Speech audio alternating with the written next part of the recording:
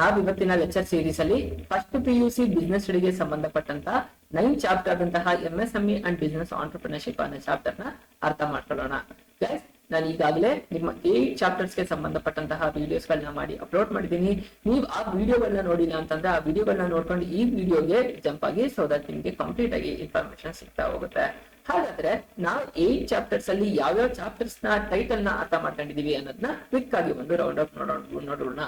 Business to trade commerce, forms of business organization, private, public and global enterprises, business services, emerging models of business, ಹಾಗೆ ಇನ್ಯಾವ್ದು ನೋಡಿದೀವಿ, social responsibility of business and business ethics, formation of a company, source of business. ಈಗ ನಾವು 9ನೇ chapter ಆದಂತಹ MSME and business entrepreneurship ಅನ್ನೋ chapter ನ ಅರ್ಥ ಮಾಡ್ಕೊಂಡಿದ್ದೀವಿ. Guys, ಈ ಚಾಪ್ಟರ್ ನ ಫಸ್ಟ್ ನಾವು ಎಷ್ಟು ಮಾರ್ಕ್ಸ್ ಗೆ ನಿಮ್ಮ ಎಕ್ಸಾಮ್ ಗೆ ಅಪಿಯರ್ ಆಗುತ್ತೆ ಅನ್ನೋ ಕಾನ್ಸೆಪ್ಟ್ ಅನ್ನ ಅರ್ಥ ಮಾಡ್ಕೊಳ್ಳೋಣ. ಸೊ ಮುಂದಕ್ಕೆ ಹೋಗ್ಲಿಕ್ಕೆ ಅನುಕೂಲ ಆಗುತ್ತೆ. ಈಗ ನಮ್ಗೆ ಅಫ್ಕೋರ್ಸ್ ನಿಮ್ಗೆ ಈಗಾಗಲೇ ಎಲ್ಲ ಗೊತ್ತಿರುತ್ತೆ, ಎಕ್ಸಾಮ್ ಅಲ್ಲಿ ನಮಗೆ 4 ಪಾರ್ಟ್ ಇರುತ್ತೆ. Part A, part B, part C and part D ಇರುತ್ತೆ. ಕರೆಕ್ಟ್ ಅಲ್ವಾ? ಪ್ರತಿಯೊಂದು ಮಾರ್ಕ್ಸ್ಗೂ ಅದರದೇ ಆದಂತಹ ವೇಟೇಜ್ ಇರುತ್ತೆ ಅಂತ ಅಂದ್ಬಿಟ್ಟು ಈಗಾಗಲೇ ಬಹಳಷ್ಟು ಸಲ ಹೇಳಿದೀನಿ. ಪಾರ್ಟ್ ಎಲ್ಲಿ ಕೇಳ್ತಕ್ಕಂತಹ ಕ್ವಶನ್ ಗಳಿಗೆ ಎಷ್ಟು ಮಾರ್ಕ್ಸ್ ಇರುತ್ತೆ? 1 ಮಾರ್ಕ್ಸ್ ಆಗುತ್ತೆ. ಇಲ್ಲಿ 2 ಕ್ವಶನ್ಸ್ ಗಳನ್ನ ಕೇಳ್ತಾರೆ, ಸೊ ನೀವು ಈಸಿಯಾಗಿ 2 ಮಾರ್ಕ್ಸ್ ಅನ್ನ ಸ್ಕೋರ್ ಮಾಡಬಹುದು. ಪಾರ್ಟ್ ಬಿ ಅಲ್ಲಿ ಕೇಳ್ತಕ್ಕಂತಹದ್ದು 2 ಮಾರ್ಕ್ಸ್ ಇಂದ ಆಗಿರುತ್ತೆ. ಇಲ್ಲಿ 1 ಕ್ವಶನ್ ಕೇಳ್ತಾರೆ, ಸೊ ಈಸಿಯಾಗಿ 2 ಮಾರ್ಕ್ಸ್ ಅನ್ನು ಸ್ಕೋರ್ ಮಾಡಬಹುದು. ಪಾರ್ಟ್ ಡಿ ಅಲ್ಲಿ ಕೇಳ್ತಕ್ಕಂತಹದ್ದು 4 ಮಾರ್ಕ್ಸ್ ಕ್ವಶನ್ಸ್ ಆಗುತ್ತೆ. 1 ಕ್ವಶನ್ ಕೇಳ್ತಾರೆ, 4 ಮಾರ್ಕ್ಸ್ ಈಸಿಯಾಗಿ ಸ್ಕೋರ್ ಮಾಡಬಹುದು. ಪಾರ್ಟ್ ಡಿ ಅಲ್ಲಿ ಯಾವುದೇ ರೀತಿಯಾದಂತಹ ಕ್ವಶನ್ಸ್ ಕೇಳಲ್ಲ, ಸೊ ಮಾರ್ಕ್ಸ್ ಕವರ್ ಆಗಲ್ಲ. 4 ಕ್ವಶನ್ ಅಟೆಂಡ್ ಮಾಡಿದ್ರೆ ನಿಮ್ಗೆ ಕರೆಕ್ಟ್ ಆಗಿ 8 ಮಾರ್ಕ್ಸ್ ನಿಮ್ಗೆ ಈ ಚಾಪ್ಟರ್ ಇಂದ ಬರ್ತಾ ಹೋಗುತ್ತೆ. ಹಾಗಾದ್ರೆ ಏನು MSME ಅಂತಂದ್ರೆ, ಹಾಗೆ ಬಿಸ್ನೆಸ್ ಆಂಟರ್ಪ್ರಿನರ್ಶಿಪ್ ಅಂತಂದ್ರೆ, MSME ಅಂತಂದ್ರೆ ಸಣ್ಣದಾಗಿ ಚಿಕ್ಕದಾಗಿ ಹೇಳ್ಬೇಕು ಅಂತಂದ್ರೆ ಸೂಕ್ಷ್ಮ, ಹಾಗೆ ಸಣ್ಣ ಮತ್ತೆ ಮಧ್ಯಮ ಎಂಟರ್ಪ್ರೈಸಸ್ ಅಂತ ಅಂದ್ಬಿಟ್ಟು ಉದ್ಯಮಗಳು ಅಂತ ಹೇಳ್ತಾರೆ. ಬಿಸ್ನೆಸ್ ಎಂಟರ್ಪ್ರೈಸಸ್ ಅಂತಂದ್ರೆ ಏನ್ ಹೇಳ್ತಾರೆ? ಉದ್ಯಮಶೀಲತೆಯ ಬಗ್ಗೆ ನಾವು ಈ ಚಾಪ್ಟರ್ ಬಗ್ಗೆ ಕನ್ನಡದಲ್ಲಿ ಅರ್ಥ ಮಾಡ್ಕೊಳ್ತಾ ಹೋಗೋಣ. ಹಾಗಾದ್ರೆ ಈಗ ಡೈರೆಕ್ಟ್ ಆಗಿ ಮೀನಿಂಗ್ ಗೆ ಹೊರಟೋಗ್ಬಿಡೋಣ. Micro, small and medium enterprises ಅಂತಂದ್ರೆ ಏನು ಅಂತ ಅಂದ್ಬಿಟ್ಟು, MSME are units that produce, manufacture and process goods and commodities. ಏನ್ ಹೇಳ್ತಿದ್ರೆ, MSME ಅಂತಹ ಎಂಟರ್ಪ್ರೈಸಸ್ ಗಳು ಏನಿದೆ ಅವು ಐಟಮ್ ಗಳನ್ನ ಪ್ರೊಡ್ಯೂಸ್ ಮಾಡ್ತವೆ, ಮ್ಯಾನುಫ್ಯಾಕ್ಚರ್ ಮಾಡ್ತವೆ, ಹಾಗೆ proceed goods and commodities, goods ಮತ್ತೆ ಕಮಾಡಿಟೀಸ್ ಏನಿದೆ ಅದನ್ನ ನಾವು ಪ್ರೋಸೆಸ್ ಮಾಡುತ್ತೆ ಅಂತ ಅಂದ್ಬಿಟ್ಟು ಹೇಳ್ತಾ ಇದ್ದಾರೆ. The government of India first introduce the concept of MSME through a micro, small and medium enterprises development act 2006. ಏನ್ ಹೇಳ್ತದೆ, ನಮ್ಮ ಇಂಡಿಯಾದಲ್ಲಿ 2006ರಲ್ಲಿ government of India MSME concept ಅನ್ನ ಲಾಂಚ್ ಮಾಡ್ತು ಅಂತ ಅಂದ್ಬಿಟ್ಟು ಹೇಳ್ತಾ ಇದ್ರೆ. MSME ಅಂತಂದ್ರೆ ನಿಮಗೆ ಎಕ್ಸ್ಪ್ಯಾಂಡ್ MSME ಅಂತ ಅಂದ್ಬಿಟ್ಟು 1 ಮಾರ್ಕ್ಸ್ ಗೆ ಕೇಳ್ತಕ್ಕಂತಹ ಚಾನ್ಸಸ್ ಇರುತ್ತೆ. ಅವಾಗ ನೀವು ಏನಂತ ಬರಬೇಕು, MSME ಅಂದ್ರೆ micro, small and medium enterprises ಅಂತ ಅಂದ್ಬಿಟ್ಟು ಬರೆದ್ರೆ 1 ಮಾರ್ಕ್ಸ್ ಈಸಿಯಾಗಿ ಸ್ಕೋರ್ ಆಗುತ್ತೆ.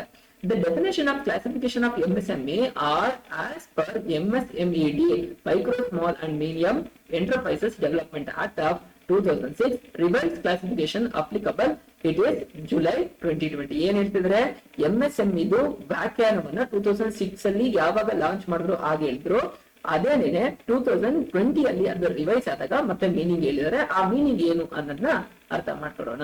MSME are classifies according to their turnover and investment. Guys, ತುಂಬಾ ಇಂಪಾರ್ಟೆಂಟ್. ನಾವು ಆಗಿಂದ ಹೇಳ್ತಾ ಇದೀವಿ ಮೈಕ್ರೋ, ಸ್ಮಾಲ್, ಮೀಡಿಯಂ ಎಂಟರ್ಪ್ರೈಸಸ್ ಅಂತಂದ್ರೆ, ಮೈಕ್ರೋ ಅಂತಂದ್ರೇನು ಸೂಕ್ಷ್ಮ ಅಂತ, ತುಂಬಾ ಸಿಂಪಲ್ ಆಗಿ ಸೂಕ್ಷ್ಮ ಕನ್ನಡದಲ್ಲಿ ಬರ್ಕೊಳ್ಳಿ, ತುಂಬಾ ಇಂಪಾರ್ಟೆಂಟ್. ಯಾಕಂದ್ರೆ ನೆನ್ಪಿಟ್ಕೊಳ್ಳಕ್ಕೆ ಅನುಕೂಲ ಆಗುತ್ತೆ. ಸೂಕ್ಷ್ಮ. ಸ್ಮಾಲ್ ಅಂತಂದ್ರೇನು ಸಣ್ಣ ಅಂತ ಅಂದ್ಬಿಟ್ಟು. ಹಾಗಾದ್ರೆ ಮೀಡಿಯಂ ಅಂತಂದ್ರೇನು ಮಧ್ಯಮದ ಉದ್ಯಮಗಳು ಅಂತ ಅಂದ್ಬಿಟ್ಟು. ಓಕೆನಾ? ಅತಿ ಚಿಕ್ಕ ಇರ್ತಕ್ಕಂತಹ ಬಿಸ್ನೆಸ್ಗಳು, ಸ್ಮಾಲ್, ಮೀಡಿಯಂ ಇರ್ತಕ್ಕಂತಹ ಬಿಸ್ನೆಸ್ಗಳು, ಹಾಗೆ ಸ್ಮಾಲ್ ಇರ್ತಕ್ಕಂತಹ ಬಿಸ್ನೆಸ್, ಹಾಗೆ ಮೀಡಿಯಂ ಇರ್ತಕ್ಕಂತಹ ಎಂಟರ್ಪ್ರಿನರ್ಶಿಪ್ ಅಂತಂದ್ರೆ ಏನು ಅನ್ನೋದ್ರ ಮೀನಿಂಗ್ ನ ಯಾವ್ದ್ರ ಬೇಸ್ ಮೇಲೆ ಕೊಡ್ತಾರೆ ಅಂತಂದ್ರೆ, ಇಲ್ಲಿ ನೋಡಿ, ಇಲ್ಲಿ on the basis of their turnover and investment ಆಧಾರದ ಮೇಲೆ ಸಣ್ಣ ಬಿಸ್ನೆಸ್ ಯಾವುದು ಮತ್ತೆ ಮೀಡಿಯಂ ಬಿಸ್ನೆಸ್ ಯಾವುದು, ಹಾಗೆ ಮೈಕ್ರೋ ಬಿಸ್ನೆಸ್ ಅಂತಂದ್ರೆ ಏನು ಅನ್ನೋದನ್ನ ಮೀನಿಂಗ್ ನ ಹೇಳ್ತಾ ಹೋಗ್ತಾರೆ. ದ ಕ್ಲಾಸಿಫಿಕೇಶನ್ ಆಸ್ ಪರ್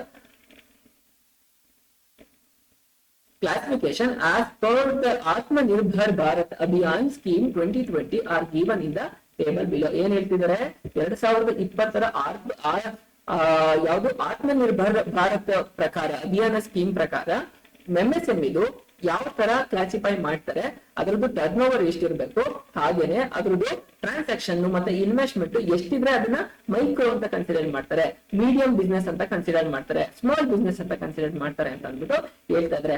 ಹಾಗಾದ್ರೆ ಫಸ್ಟ್ ನಾವ್ ಯಾವ್ದನ್ನ ಅರ್ಥ ಮಾಡ್ಕೊಳ್ಳೋಣ ಅಂತಂದ್ರೆ, ಮೈಕ್ರೋ ಎಂಟರ್ಪ್ರೈಸಸ್ ಅಂತಂದ್ರೆ ಏನು, ಅದ್ರದ್ದು ಲಿಮಿಟೇಷನ್ಸ್, ಟರ್ನ್ ಓವರ್ ಮತ್ತೆ ಇನ್ವೆಸ್ಟ್ಮೆಂಟ್ ಎಷ್ಟಿರ್ಬೇಕು ಅಂತ ಅಂದ್ಬಿಟ್ಟು ಹೇಳ್ತಾ ಇದ್ರೆ. Investment in plant and missionary 1 crore. ಯಾವ ಬಿಸ್ನೆಸ್ ಪ್ಲಾಂಟ್ ಅಂಡ್ ಮಿಷನರಿ 1 ಕೋಟಿ ಇನ್ವೆಸ್ಟ್ಮೆಂಟ್ ಮಾಡಿದರೆ 1 ಕೋಟಿಗಿಂತ ಕಡಿಮೆ ಇರಬೇಕು, ಅದಕ್ಕಿಂತ ಜಾಸ್ತಿ ಇರಬಾರ್ದು. 1 ಕೋಟಿ ತನಕ ಇರುತ್ತೆ, ಅದನ್ನ ಮೈಕ್ರೋ ಎಂಟರ್ಪ್ರೈಸಸ್. ಇನ್ವೆಸ್ಟ್ಮೆಂಟ್ ಅಂತಂದ್ರೇನು, ಅವ್ರಿಗೆ ಬೇಕಾದಂತಹ ಪ್ಲಾಂಟ್ ಅಂಡ್ ಮಿಷನರಿಗಳಿಗೆ ಇನ್ವೆಸ್ಟ್ ಮಾಡಿರ್ಬೇಕು. ಆ ಮಿಷನರಿ ಪ್ರೈಸ್ ಎಷ್ಟಾಗಿರ್ಬೇಕು, 1 ಕೋಟಿ ತನಕ ಇದ್ರೆ ಮಾತ್ರ, ಅದ್ರ ಒಳಗಿದ್ರೆ ಮಾತ್ರ ಅದನ್ನ ಮೈಕ್ರೋ ಎಂಟರ್ಪ್ರೈಸಸ್ ಅಂತ ಹೇಳ್ತಾರೆ. ಹಾಗೆ ಅವರ ಟರ್ನ್ ಓವರ್ ವರ್ಷಕ್ಕೆ 5 ಕೋಟಿಯನ್ನ ಮೀರಂಗಿಲ್ಲ.